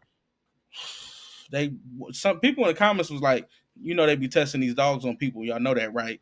Yeah, they do. They Yeah. do that is 100% accurate. They Mm, actually do it on purpose to see if the dog is actually because that. But see, the problem is if they would go and take their dogs and get the bite necessary bites that they need on hmm. a thinking about it, you're dealing with a Malinois. Right. You're dealing with a German Shepherd. Malinois got all this energy. You start this dog off doing bite work, and then the dog don't get a bite for 2 months. What you think gonna happen? He need that. He need that. No That's matter like who putting it a is. dude in jail for 10 years and then putting him around a bunch of women and say, "Don't touch him." Somebody getting touched. I don't care what you say. Either they getting touched or he gonna be popping in his pants without even just looking at him. Yeah. So the dog is gonna do the same thing. You know what I'm saying? That dog is finna get out of that car, and when he get on somebody, you gonna be like out. He gonna be like, "Damn, that out. I ain't had no bite in 2 months. I've been waiting on this. I'm not letting go until I feel like letting go." Right. Yeah, that is testing the dog on civilians that didn't even do anything is that's absurd. I, Yeah, I'm just come out and say it. So I was gonna work with some police canine trainers, but um I had talked to an older trainer, got experience for about 60 years. Me and Larry talked about it. And just kind of tell him some things that I was seeing, questions that I did have, and he even was like, "I don't think this is the right thing you should be doing. You probably shouldn't be working with them just because of the situation and the experience that you want to gain." Um, and then Larry, I told him what he said. He said, I told you, it's just not." Some people don't prioritize certain things, and you told me on the phone that they even rush dogs out on the street they do. after buying them. They do because they're like, look, we spent this money. It was in our so-called budget, which it wasn't y'all fucking budget in the first place. It's the taxpayers' fucking money. Right, Y'all rush it because y'all like, we need to get him out on the street. We need to get, but he's not ready to be on the street. And right. then it's two things that happen. Either the dog is overly aggressive and y'all can't get him out, or Hmm. when y'all deploy the damn dog like, and it's y'all embarrassed by the damn dog. Right. So why not just take the time to train the dog and get him ready for real? Yeah. The dog, to me, the dog shouldn't even be out on the street until he's about 2.5 years old. Right. If you I got agree. this dog as a puppy, you 2.5 years of working and training, he should be good by that time. Right. At least three. That's a fact. You're probably going to get work out of him until he's about 6, maybe 7. That's enough right there. Yeah. But at least the dog is accurate. Right. Y'all lesson on lawsuits. Y'all lesson on all these discrepancies about y'all putting these dogs on people in. Y'all can't get them off. They biting people accidentally. All of these things. They don't care because they're not spending their money. Right. I bet you if that damn money was coming out their checks, I bet you they'd train the hell out them dogs. And then even if they do get in trouble, some of them, if they do have a situation with the canine, they just get paid. They get, I can't remember what the word is. They get paid time off, so they get released with paid time off. So they get paid while they're released or they're out of work for a certain amount of time until the No, you case. start making them be accountable for it, Right. docking they pay. Yeah. No, you off work, but you ain't getting paid. Right. I bet you they'll be going to training like they supposed to then. Yeah. I For sure. guarantee you there'll be, but also too, I have to say this too, just not to be on the cops, be on their ass. Yeah. They are overworked. Hmm. A lot of precincts are overworked, but Hmm. that's not an excuse as well. You know what I'm saying? Because if you're going to have a K9, you're taking on the responsibility that you're going to do what's right. Just like a Just like regular you police. so called, Yeah. just like you guys are enforcing the laws to be what's right. Why y'all can't enforce what y'all need to be what's right? Right. You know what Supposed I'm to saying? be But you protecting us know, at the end of the day. exactly. But again, I will say this, and I've always said it. I look at police officers like pit bulls. The Hmm. reason why I look at them like pit bulls because you can get 50 of them that do something right. Yeah. You can get one of them that do something wrong and it make all of them look bad. That's You know true. what I'm saying? Because I know police officers that are great people. Yeah. You Me know, too. I Yeah. know quite a few of it, and I know some that are some fucking dickheads. And when I see you a dickhead, I tell you to your face, because I'm not scared of the police at all. Fuck them. You Yeah. ain't no better than me. You wear a badge and a gun. Your man, your body ain't made of titanium or none of that. Your ass can be popped and everything else just like I can. You can Yeah. be beat up just like I can. Yeah. You know what I'm saying? So that don't make you invincible. What it does is it gives you a job that puts you on a pedestal where people are trusting you. Right. That and you should take that with some type of dignity Yeah. to be able to have that type of job and be looked at in that position. But you get some of these police officers that just abuse that power. You get what Right. I'm saying? And Yeah. it's really sad that they do that. You know what I'm It saying? But is. it's great police officers out there. It's great, police off trainers out there with these dogs. They're working hard to make sure that they dogs are right. I my hats off to you, brothers. Shout out The to him ones for that's sure. doing right. I Yeah. definitely. I mean, I'm not biased. Where I mean, fuck the police. I mean, the asshole ones. Yeah, fuck y'all. I Yeah. feel that way just like that. But Right.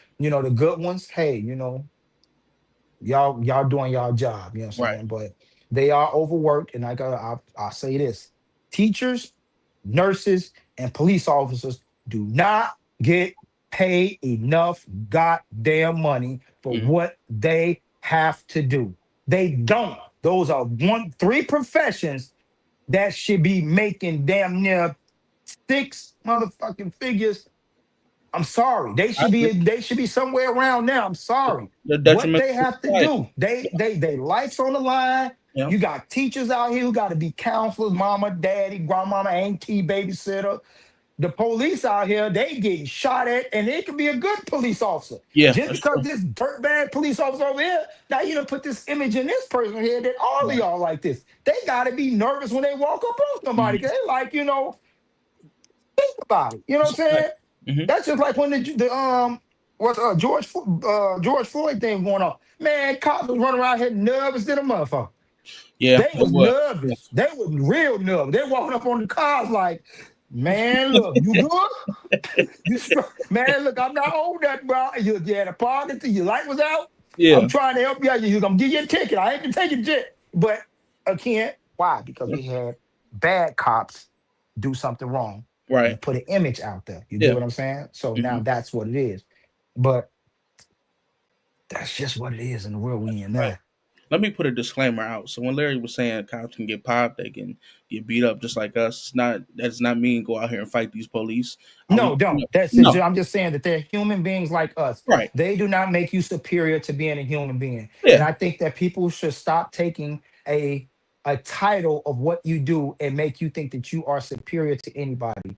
Everybody deserves respect. You're a human being, man and woman. Yeah. I'm not saying go out here and fight the police. Don't do none of that No. dumb shit. Yeah. Because I'm I just was saying told. that that police should give respect Mhm. just like they want, and Right. we should respect them like we want. So it's a two-way street. Hmm. Give the respect and give out what you want back. Right. And that's just life, period. Yeah. Give out Right. what you will want to receive.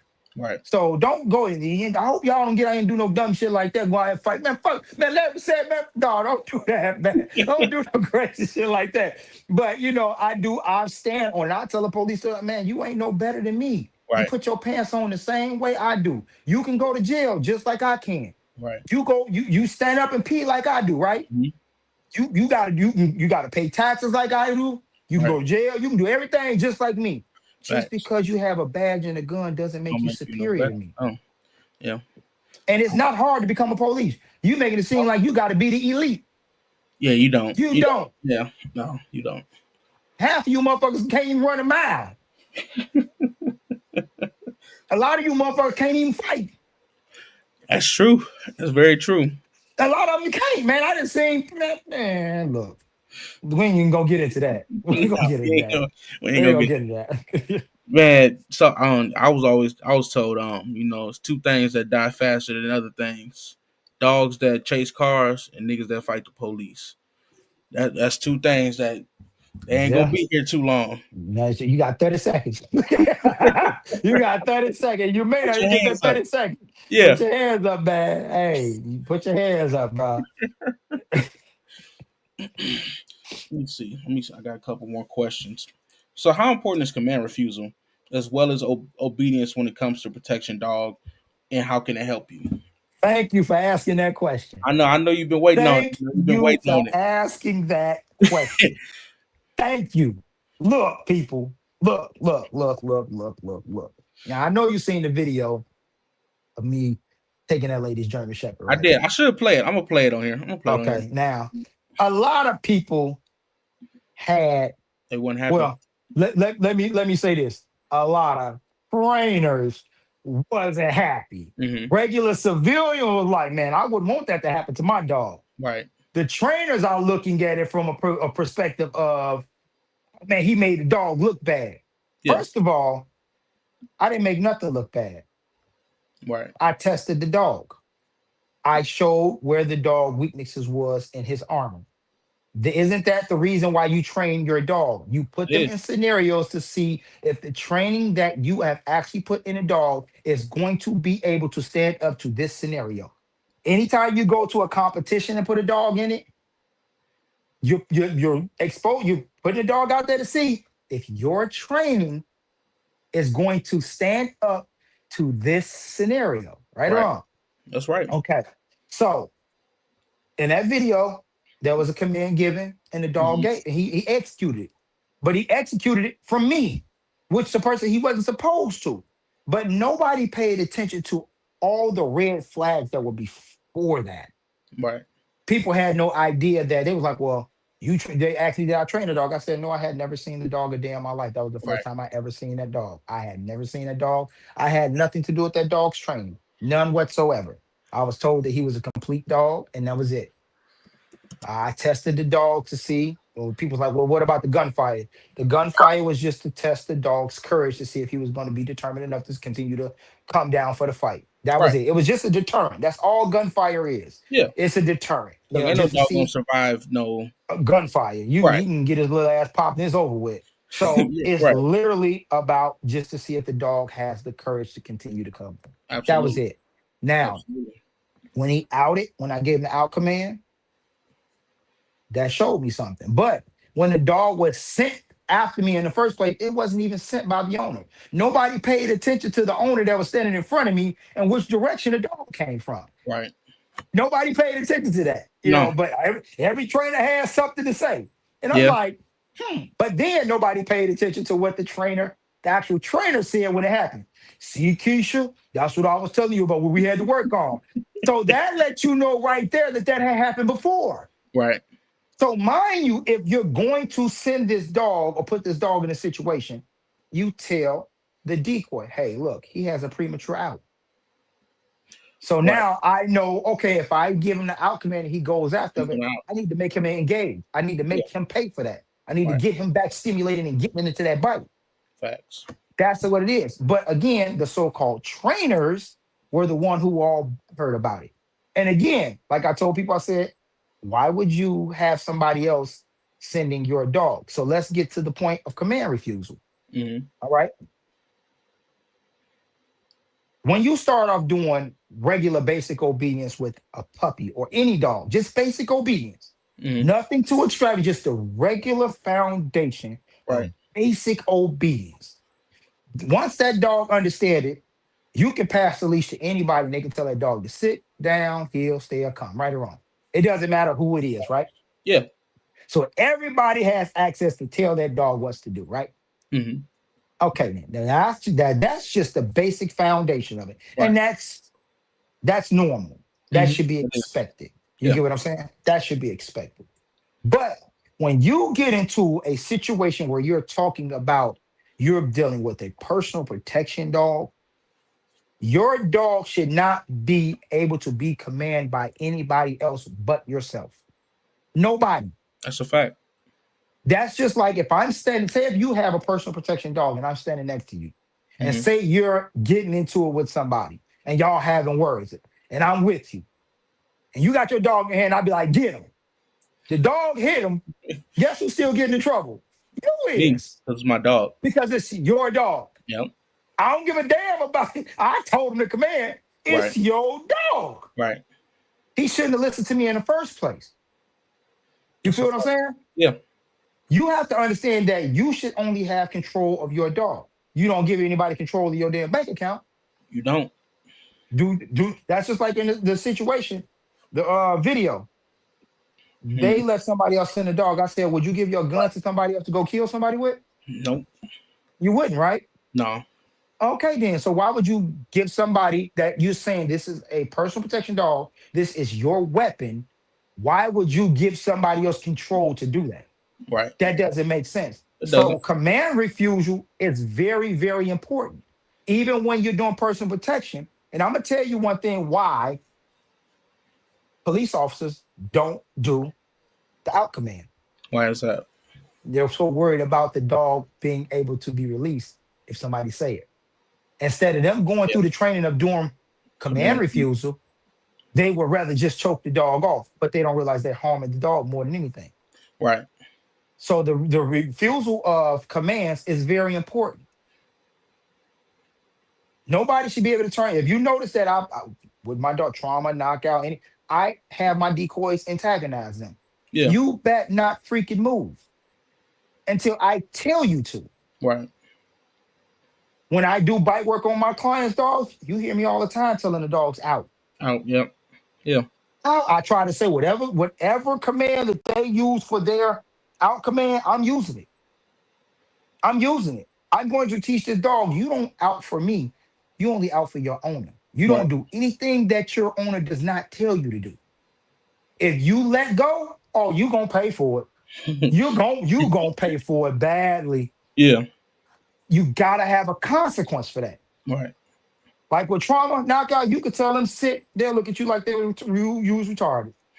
You tell them down, they be looking at you like whatever, Yeah. because they knew you don't do that. Right. You know what I'm saying?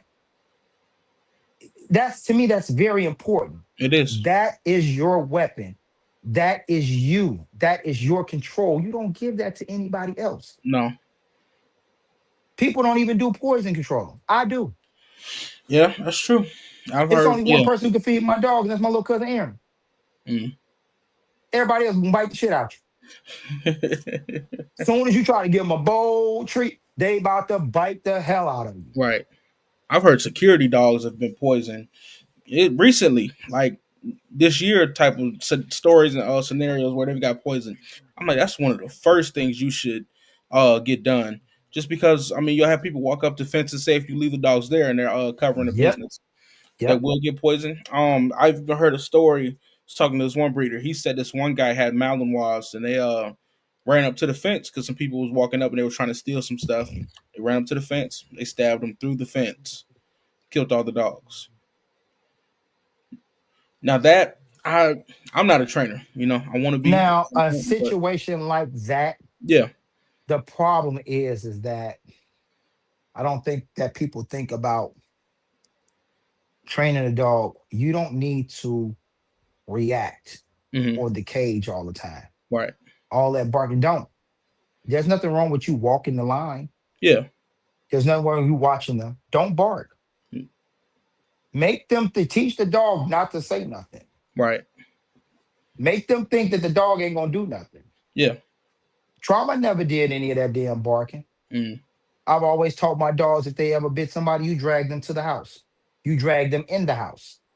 You want to come in so bad, get in here because you got to think about it. It's like a gun. If a hmm. person is running away from you, you shoot them in the back, you going to jail. You are. It's a lawsuit. You, It's a big you going to lawsuit. jail. Yeah, yeah, But if they standing in front of you and they're coming towards you, you got every right to pop them. yeah, So with a dog, you breaking in my house, come on in. right, You want to get in here so bad, let me help you out. yeah. Now it's easy to get in, but it's gonna be hell getting out. Right. It's gonna be hell get out. You gonna be toe up. So situations like that, they need to teach the dogs, don't do no barking. Right. Don't go up on the fence. Let them come in. Let them come in. And guess what? After that, got your ass. Yeah. I wanted you to think that I wasn't gonna do nothing. Right. And I done fucked around and found you done fucked around and found out. You done fucked around and found out. You know what I'm saying? But Yeah. see, that's the thing. People, they don't think like that. Right. That's not they. Oh, he said, "Dog, man, he barking, he acting a fool." See, I want my dog to get the bite. Be quiet. Act like you ain't gonna do nothing. Just keep just coax them in. Yeah. Yeah, Yeah. come on in. Don't say Yeah. nothing. Act like you wagging your tail and you just friendly. As soon as they walk up in that mug, guess what? All hell break loose. Right. And then now they start screaming like a girl. That's like saying, don't let your right hand know what your left hand doing. Right. Don't let people know what your next move gonna be. Yeah. Don't expose yourself. Teach the dog that as well. Mm. I know people that from back in the day when I wasn't even training, man. They're all gonna let you in the house, go towards that front door. That dog turn up immediately. Yeah. What the hell wrong with the damn dog? He ain't He let said me nothing. in. He'd be like, no, I didn't walk you to the door. Right. I didn't walk you to the door. So yes, he ready to get you now. Right. But if I walk you to the door, the dog don't say nothing. But people don't think like that anymore. No. Yeah. There's levels to training. There's levels of trainers. There's levels of thought processes also. When it comes to training. You know. Yeah, there's some stupid thought processes out there too. Yeah. Like I said, I ain't saying they're good, but it's a thought process. I'm about Yeah. to share some of your videos of you working some of your dogs and working other people's dogs. I'm about to put them up on the screen. Let's see. Come on, come on. So this one I liked. I can't remember which one this was, but That was in Wisconsin with the hmm police department. Actually, that was my first time actually even going out there with that police department. Um, Matter of fact, the young lady that I was telling you about with the German Shepherds, yeah, uh, Francesca Miller, yep, uh, she used to train with them out there. I forgot the guy's name. He was a great guy. I forgot the guy's name. The trainer. He was so cool, man. He was cool as hell. yeah, Forgot his name. And when I went out there, they looked at trauma and they seen his big butt and they seen him working. They was like, "Who the hell trained this dog?" And I was like, "I did." yeah, And they were pretty much, impressed with it. But I right, had a great time working with them and just being able to showcase trauma, my skills with him. And then yeah, I actually started, helping out with them, working out when they went out there, I would go catch dogs and get ate up. They had some serious dogs, man. God, one dog named, I want to say his name was Jaeger. He was a Dutch Malinois mix. Man, that damn dog was mm. had no self-preservation of his body. I think I heard. I remember. I think I remember you talking about him. Yeah, Yeah, this was just us working trauma and escort guard, hmm park and hold, pat down, stuff like that. yeah, I know I think about stuff like that in real life. People like, man, who gonna pat somebody down? This, that, and the other. I would if I catch you at my house. I got to make sure you ain't got nothing. You know what I'm yeah. No, I saying? mean that makes You sense. know, that's just me. Or I will just hold you at bay until the police come. You know what Right. I'm saying? And I'm a firm believer that I wouldn't even pull my dog off of you until the police get there. So if it take the police 15 minutes to get there, he gonna be working on your ass for 15 minutes. Right. I'm not pulling him off until y'all get there, Yeah. literally, because he might have a gun or something. Or he can go He might hide have in a your knife. house. Right. He Yeah. can probably try to hurt you or whatever the case may be. Right. You know. But you practice, practice, practice, practice, practice, practice, practice to get it right. Yeah. This is impressive, especially for an American XL bully. Just to, I know it took time and whatnot, also doing this type of work, but just to see it, man, it's amazing. Oh, thank you, brother. I appreciate it. For It sure. took a lot of time, and like I said, I'm still learning to this day. I Yeah. am not no master trainer. I Let's talk don't want the about that. title of it. Let's talk about master trainers and that title of master trainer. I want to let's let's see because I you was talking about it before we got on here. It's no such thing as a master trainer. Hmm. If they, to me, I feel like if you say that you are a master trainer, you are literally cutting off your ability to learn and knowledge. Because, like I said, everything evolves. The dogs from the 1950s are not the dogs of today. Hmm. You know, think about it. Look at, okay, look at the Doberman. You know what I'm saying? Let's look at the Yeah. Doberman. The Doberman is the only breed of dog that was actually bred to be a personal protection dog, Right. to bite people, right? Hmm. Look at the Dobermans nowadays. They trash. Yeah, we don't see a lot of them doing what they All, were all doing. they all they care about is how pretty they look. Right. You remember back in the day, somebody had a Doberman, you wasn't even going to their house. I ain't going. I'm not coming in. I'm not coming over there, man. You got Yeah. that damn Doberman over there. I'm not messing with that. That was Right. the house on the block nobody went to. Everybody else house got broke into. You wasn't going over there where that Doberman was at. You ain't even You know want what to I'm walk saying? on the street that the Doberman was Man, on. You ain't want to walk on that side. exactly. Yeah. But you got to look at it, man. These guys are talking about they master trainers. You're not. If you're still learning and evolving, how did you master something? Right. You haven't mastered. If the curriculum never has a cutoff, you didn't master it. Right. The curriculum has to have a cutoff. You have to be able to not be able to be taught anything else of this, For right? sure. Yeah. Okay, so just like a lawyer, there's new laws that come out that they have to learn, right? Hmm. So they're still learning. They're a Right. lawyer, but they're not a master lawyer because Things you are haven't changing every mastered day. exactly. Right. With cars, you're a mechanic. You was doing cars in the 70s, 80s. The cars in the 2000s now are totally different than the cars in the 80s. You Facts. had to go to school and learn that as well. Yeah. So you didn't master anything. Right. It's evolving. So you're cutting yourself off from knowledge. I don't Facts. want to be a master trainer. I'm trying to go wherever I can go to learn something. Right. That's just like me being in a competition. If I go to a competition, I put my dog in it, I'm going there for two reasons.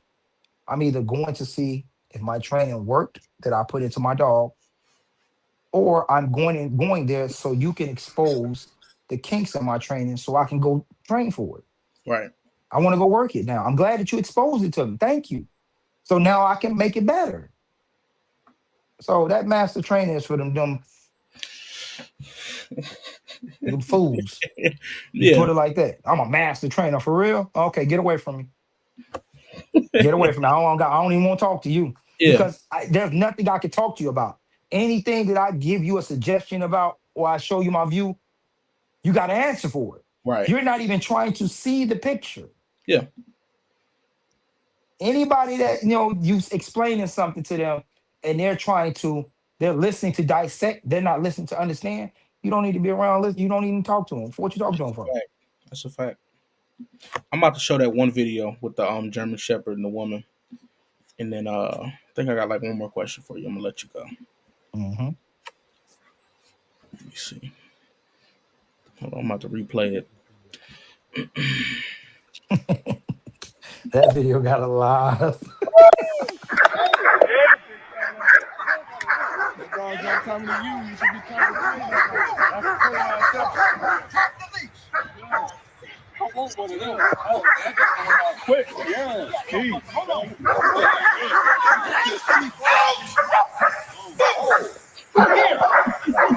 Here. Boost. Ooh, so teacher, that's what we got to work on. He listened to him on that out. Yeah. Him. Boost. Him. He gone. This my dog now. He gone. Hey, you don't, man. He gone. Man, I heard you say, "Hold on." Then dog in hand, right there. Hold on, I got him. This dog But mine. I'm gonna be honest with you, Javier. Hmm. What really made me mad about that was how he threw his client under the bus. I'm gonna be honest. Yeah. That really pissed me off more than anything. I didn't say nothing to him right at that point. You know what I'm saying? But it really made me upset because it let me know, man, as a trainer, why would you throw your customer under the bus like that? You're the Right. trainer. She's listening to your direction. It's your curriculum, your everything. Yeah. And you threw her under the I was really pissed off about that because I'm like, He could have been like, well, you know what, Larry, that's something, man. I got to work on with him, man. He got a premature out. That don't make you less of a trainer. No, You know what I it's gonna mean? get Things have better. been exposed to me about training that I'm like, that, well, man, I appreciate you showing me that. I don't Right, get mad. People are more or less of trying to put on this image that they know everything. You don't know everything. right. You don't. Nobody does. Nobody does. That's a fact. And that really made me mad. Oh, I told you, kid, we had to work on what? What did you just throw her under the bus like that? He did. So can I you was can like, you whoa. can you like explain that? I'm gonna play it again and just like let's go through a play by play like Stephen A. Smith and Well, Skip I could Bayless. just you ain't gotta play it again. I Okay, could just yeah, explain yeah. it. Just give us a rundown. Well, like I said, the dog was I was there for to be a guest trainer, what I'm saying. Mhm. He knew who I was, he had to see me on Facebook and know who I am, high in personality, everything. Right. I had never seen a dog before, I was really coming down there to evaluate dogs and work dogs and so forth and so forth. And when we did that scenario with the dog, um, they just told me he was the face of their business. So I'm like, okay, Mhm. well, he's a finished dog. I'm going to test the dog. It wasn't to humiliate the dog or anything to that nature. I literally only did the gunfire. I didn't do any pressure to the dog at all either. You notice I didn't give any fight to the dog or No. anything. Yeah. There was none He was whatsoever. hanging on to you. Yeah. So, and again, I do it all the time to my clients' dogs, say the out command and things to that nature, just to see, if these dogs are gonna let go or whatever the case may be. And he ended up letting go. And Mhm. I just kind of went further with it to see how far the dog would go, you know Yeah. what I'm saying? But also seeing all of the mistakes that were being made with the deployment of the dog, the handling of the dog, all of that. And the dog is not a bad dog. The dog is just not a personal protection dog. Mhm. Now, will he possibly protect? Yeah.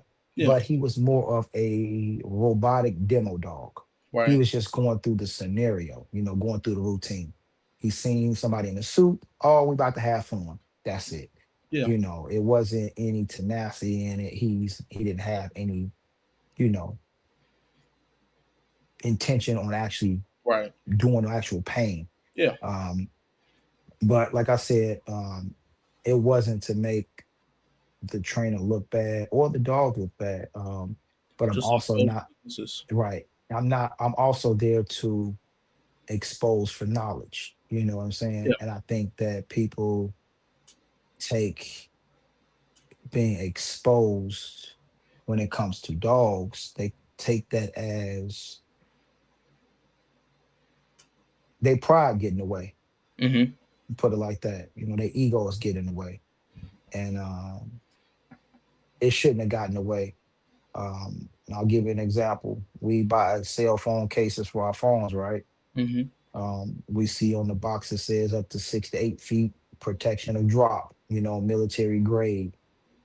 You know that they've taken this phone and put this phone in this case about 1,000 times and dropped it from several different feet to see when it would break, right? Yeah. Even with motorcycle helmets and bulletproof vests, what I'm saying? They have shot the bulletproof vest with several calibers of bullets to see, how it would sustain, its durability. Yeah. So it's no different for that when it comes down to dog training. You do things to try to expose the dog. If you say the dog is a finished dog, now if it's an up and coming dog, you're going to work things in a fashion of building the dog, Right. um, not to break the dog down. You know what Yeah. I'm saying? But anybody say that they dog finished with me, don't tell me your dog finished because he better be finished. And I don't believe in the Right. actual finished dog. I don't. It's Now, always do I going to do work feel it? on. I do feel as though that a dog can actually the training that you put in a dog can excel within several certain scenarios, what Right. I'm saying? But there is something somewhere that your dog, there's a kink somewhere. It may be a very small kink, or it may be something that ain't exposable, but there's something somewhere. And that's Right. with every dog. I'm sorry. Yeah. I mean, that's just my philosophy and my thought process for it. And like I said, it wasn't to make anybody look bad or anything to that nature, but you know, It's like practice. Stop. You're right. It's practice. And again, stop giving somebody else your pistol to go shoot somebody with. Right. You Yeah. know, say that Yeah. that's your gun. It's licensed to you. Yeah. That's your dog. Your dog has a loyalty to you. Training is about bonding as well. People don't realize that, when you train with your dog personally, that's a bond you guys create. He or she understands your body language, what you want, how you're going to respond. Um, Eventually it becomes a second nature where that dog got your back just as much as you got its back. Because I'm gonna be honest with you, if I ever put one of my dogs in somebody, we jumping your ass. They ain't biting you, Yeah. but I'm gonna beat the brakes off of you while they tearing you down. Right. I ain't calling no police. I ain't calling nobody. I'm gonna tell you that right now. You gonna be around here. You gonna call them on yourself by the Yeah. time I finish with you. You know what I'm saying? So my thing is, that's a bond. And that's Mhm. what builds a lot. That's why I said earlier. That's why I had got out of breeding the XL American Bullies because I just feel as though that I'm doing a disjustice to the breed, constantly breeding them, and nobody's actually using them as an asset. I know what I use them for. I know what I do with them. I know my purpose of it. But at this point right now, You just feel like they the oh, vision has been lost with the dog. You feel like they're I'm not even well, not the vision. I mean, because there was no vision, but this. That's all it was. yeah. Again, like prime example, German Shepherd was a herding dog. Hmm. Malinois is a hermit dog, herding dog.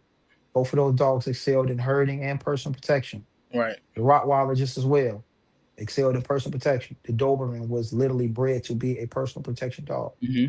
Argentine Dogos were dogs bred for mountain lions. You know what I'm saying?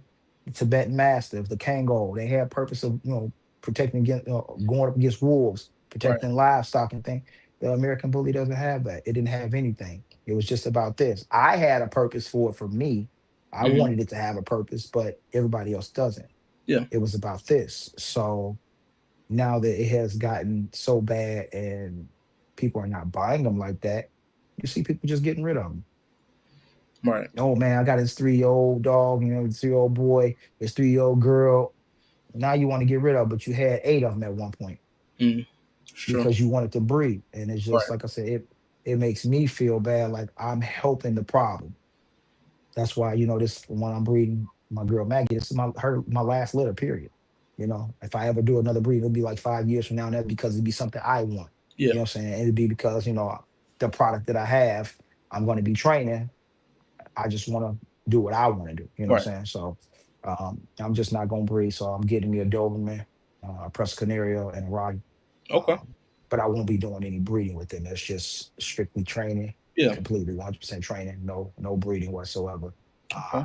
I may stud out, or something like that, Yeah. but I won't be doing any, breeding of All right. puppies or anything like that. So just doing my part for me as far as, the American Bully. They Yeah. oversaturated. I get it. I definitely get it. So Um. So man, just you got any some games, some tips for me? I'm real interested in getting into dog training. There's a certain couple things I do have to figure out with that, but maybe even some things that once I get into it and I'm able to get into it, things to look come up with for. your own recipe. Come up with your own recipe. Don't stay stagnant in one person's teaching. That was my biggest thing with me. I didn't never stay stagnant in nobody's teaching. I went and learned from here, here, here, here, here, here, here. Yeah. And have common sense and think for yourself. Don't let nobody tell you a theory. If that theory don't sound right to you, sit back and think about it. Yeah. And I'll give you an example. Somebody told me back when I was first started training, right? I used to watch them say no to their dog for the out command. Hmm. I'm like, what the fuck are you saying no? I'm Yeah. like, why not teach the dog just to out or ouse or release? Like, why you won't give them a command? Right.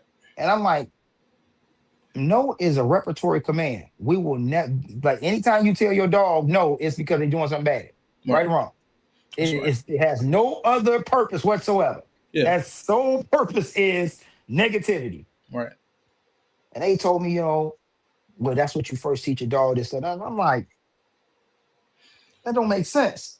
I said, so you gonna send a dog down for a bite, then tell him no. Now the dog, like, what I do wrong? You told me to come down here and do this. Right. Now, what happens to the dog is it confuses the dog.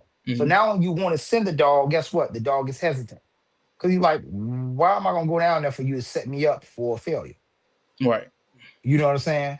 So that concept didn't make sense to me. And I challenged the person. I'm like, that Yeah. shit sounds stupid as hell. Like Right what up. you just said did not make sense whatsoever. Yeah. None at all. And looking at the situation, it was like, you look at people's techniques, you say, okay, that works, but every technique don't work on every dog the same way. Yeah. So you have to go and learn for yourself. You watch, you learn, you ask questions, but still have your own mind. Do not be no fucking follower. Do not get brainwashed with a certain teaching. Make your own recipe. Have your own theory, but make sure the theory makes sense. Right. Don't just have a theory. Yeah. No. I Make can't. sure make Right. sure it makes sense. Yeah. Okay. So that's the best advice I can give to you. You know what I'm saying? And have an understanding of what you're training for, sport, personal protection. You know what I'm saying? Understand that. Um, don't get them confused. Yeah. You know what I'm saying? Understand what it differentiates from. Right. Um, and to be honest with you, just stay true. If that's really something you want to do, man, go for it. Really go for it. You can do it, brother. There's nothing stopping you from doing it. And Right. also, too, I'm gonna say this: even when you go to somebody, bro, and you want to get some teaching, bro, I'm sorry, pay them. For I'm sure. gonna be out pay them For because sure. the knowledge that they have, they put the hard work in getting that knowledge. Yeah. And you'll go to somebody college and pay for a fake history, right or wrong. Yep. I remember you said this. Yeah. Yeah. You go to college to pay for fake history. Christopher Hmm. Columbus ain't discovered a goddamn thing. A lot of history is bullshit. Yeah. You get what I'm saying? It's not Uh-huh. factual. Right. So if you'll go and give somebody 3,000. 40 to 50,000 dollars Yeah. for a freaking something that ain't even freaking true, Why wouldn't I pay the why stranger? won't you pay somebody who's actually been hands-on training, been in it? They're gonna give you their experience, their knowledge on what they have actually, experienced. Right. Because again, experience is the best teacher. Hands-on training is the best teacher. Hmm. You know what I'm saying? Don't get me wrong. To me, you can't learn shit from the books. I'm just gonna be honest. You're gonna read them. They'll give you a philosophy and a theory, Yeah. but that goes for certain situations. What about Yeah. these other situations? Right. So just stay true to it, bro. If it's really something you want to do, go for it, man. I mean, nothing's stopping you but yourself, and the only thing that beats a failure is a try, right or wrong. Right. That's right. And you're not gonna get it the first time. You're gonna I made a lot of mistakes when I first started training. Right. I just kept on going. Just that simple. You just learn from the mistakes, and that's it. I would love to see for you to be successful in what you're trying to do, man. Really would. Man, I appreciate it. Yeah, definitely would. Appreciate that. Man, so where can the people find you at? I'm on Facebook, Larry Brodanex, Instagram, um, 3TE Academy, Traumaline. Um, I can't even remember my damn name on TikTok. That's That's why I I ain't gonna like lie, Larry. man. That's why I I like be you. on, I Man, you be on so TikTok post personable. all the time. I be like, I remember that this shit. I gotta go look. So I'm on TikTok as well. But I just really started kind of playing with the TikTok thing or Yeah. whatever the case may be. But those my main platforms, Okay. Facebook and Instagram. And yeah, excuse if you haven't been on my Facebook page or my Instagram page, I will be honest with you. Today I was kind of less vulgar because this is a new time being on your product. So but I'm straightforward. I Yeah. mean, I say whatever the hell I want to say on my page. I don't lie to folks. I tell you, you got a piece of shit. I don't give a damn. I'm, I'm just, but I think that's why a lot of people like me because I try to be normal for the people. I'm not trying to put on a facade that I'm somebody else. Yeah, Even when I train, I try to train and explain stuff in layman's terms so my clients really understand exactly what they're doing. You know what I'm saying? And understand the process of the theory. You know what I'm saying?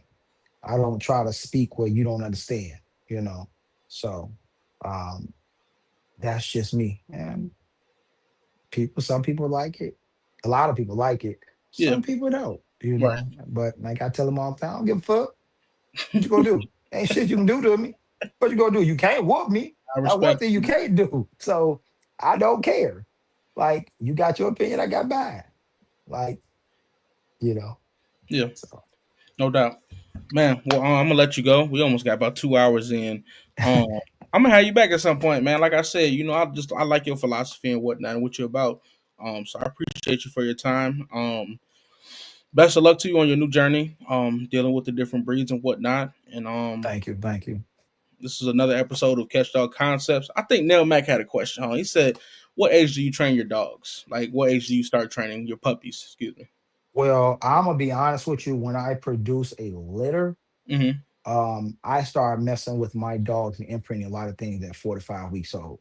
Literally, I start because I'm trying to pick what I want. Um, I'm looking for a lot of characteristics, a lot of nerve situations. Yeah. I put these dogs in a lot of stuff so to see if they're gonna overcome it. Right. So, but working a puppy at 8, 9, 12 weeks old, Mm-hmm. just basic stuff, short sessions is very crucial. That's Yeah. a very, very, very, very crucial time to be working with your puppy. Really crucial time. But you have to understand you can't put too much pressure on a dog, can't expect so much out of a dog, being so young. They just Right. like children. Their mind frame is very all over the place. Their attention span is very short. Yeah. I wish my mom But would. and I wish I somebody will would say teach this my though. mom I think a lot of problems that people make mistakes of too, they give too much time to their dogs. that. Mm-hmm. Too much. You got to make your dog miss you. Okay. That's different. They shouldn't be up under you all the time. Like Yeah. I'll work with a dog and I'll put my dog up. My dog won't see me. Mm-hmm. So now when it does see me, like when we going real hard training, you get isolated from me. It's a pleasure for you to be with me. Right. He's going to enjoy these So moments that we sharing exactly. So too. when you see me, he like, oh, what we finna do? We finna train, we finna train, we finna train. Right. Now he's excited about training. You know what I'm Yeah. saying? Especially when you're training. So Mm. you don't get to be up on it. Because man, a lot of times you spend so much time with your dog be like, man, fuck you, man. I Yeah. They don't feel don't like even want talking to to see her you. today. Yeah. You know what I'm saying? Man, go on, bro. I'm tired of seeing you. You know what I'm saying? Right. And they take advantage they not take advantage, but they tend to neglect Mm-hmm. their obligation to you. It's like you gonna be there all the time. Right. They don't value as much. Yeah. But when you take yourself away, oh, they gonna value you. Right. Even when you getting a dog who doesn't want to engage with you, make them engage. Feed them by hand. All your meals got to come by hand. That's the only way you gonna eat. Now you ain't got Mm. another choice but to deal with me. Yeah. You want to eat, right? Well, okay. Now the dog like, okay, I gotta see him. Right. And it takes time to build that stuff. So For sure. Well, thanks again, Larry. This is another episode of Catch Dog Concepts. Man, hit the subscribe and the like button. We almost at 500 subscribers. yeah, Um, y'all gonna subscribe, man. Help the brother out, man. Please do. I mean, he's putting the work in to give you guys information, to expose things to you guys. There's a lot of people who don't, you know what I'm saying? So he's putting the work in for y'all just as well and for himself. no doubt. So why not subscribe, support, you know what I'm saying? If the content that is something that you like, support. Right. Don't be a hater. Don't be sitting in the background looking from a distant, because a lot of people do that, sit I back got a lot of looking, that. Yeah, you know what I'm saying? And but I'm gonna tell you something, don't keep doing what you're doing. for sure. Because I'm gonna tell you something, even when they hate you, You still it's watching? still exposure. Yeah. Yeah. For sure. Even when they hate, I love when they hate me. I love it. Especially when they be posting shit, I be like, ooh, ooh, I get Yeah. happy. because you took time out of your life to worry about me. Right. I'm somebody. Yeah. I'm mad to you. I'm mad to you. Did you? I'm mad at you because you don't Right. matter to me. I'm going to sleep. I ain't even thinking about you. Yeah. I promise I ain't thinking about you. I ain't thought nothing about you. Yeah. So, but subscribe, guys. Support is always needed from everybody. I don't For give a sure. who it is. You know. Well, all right, we're gonna cut it, man. Appreciate you once again. All right, brother. I appreciate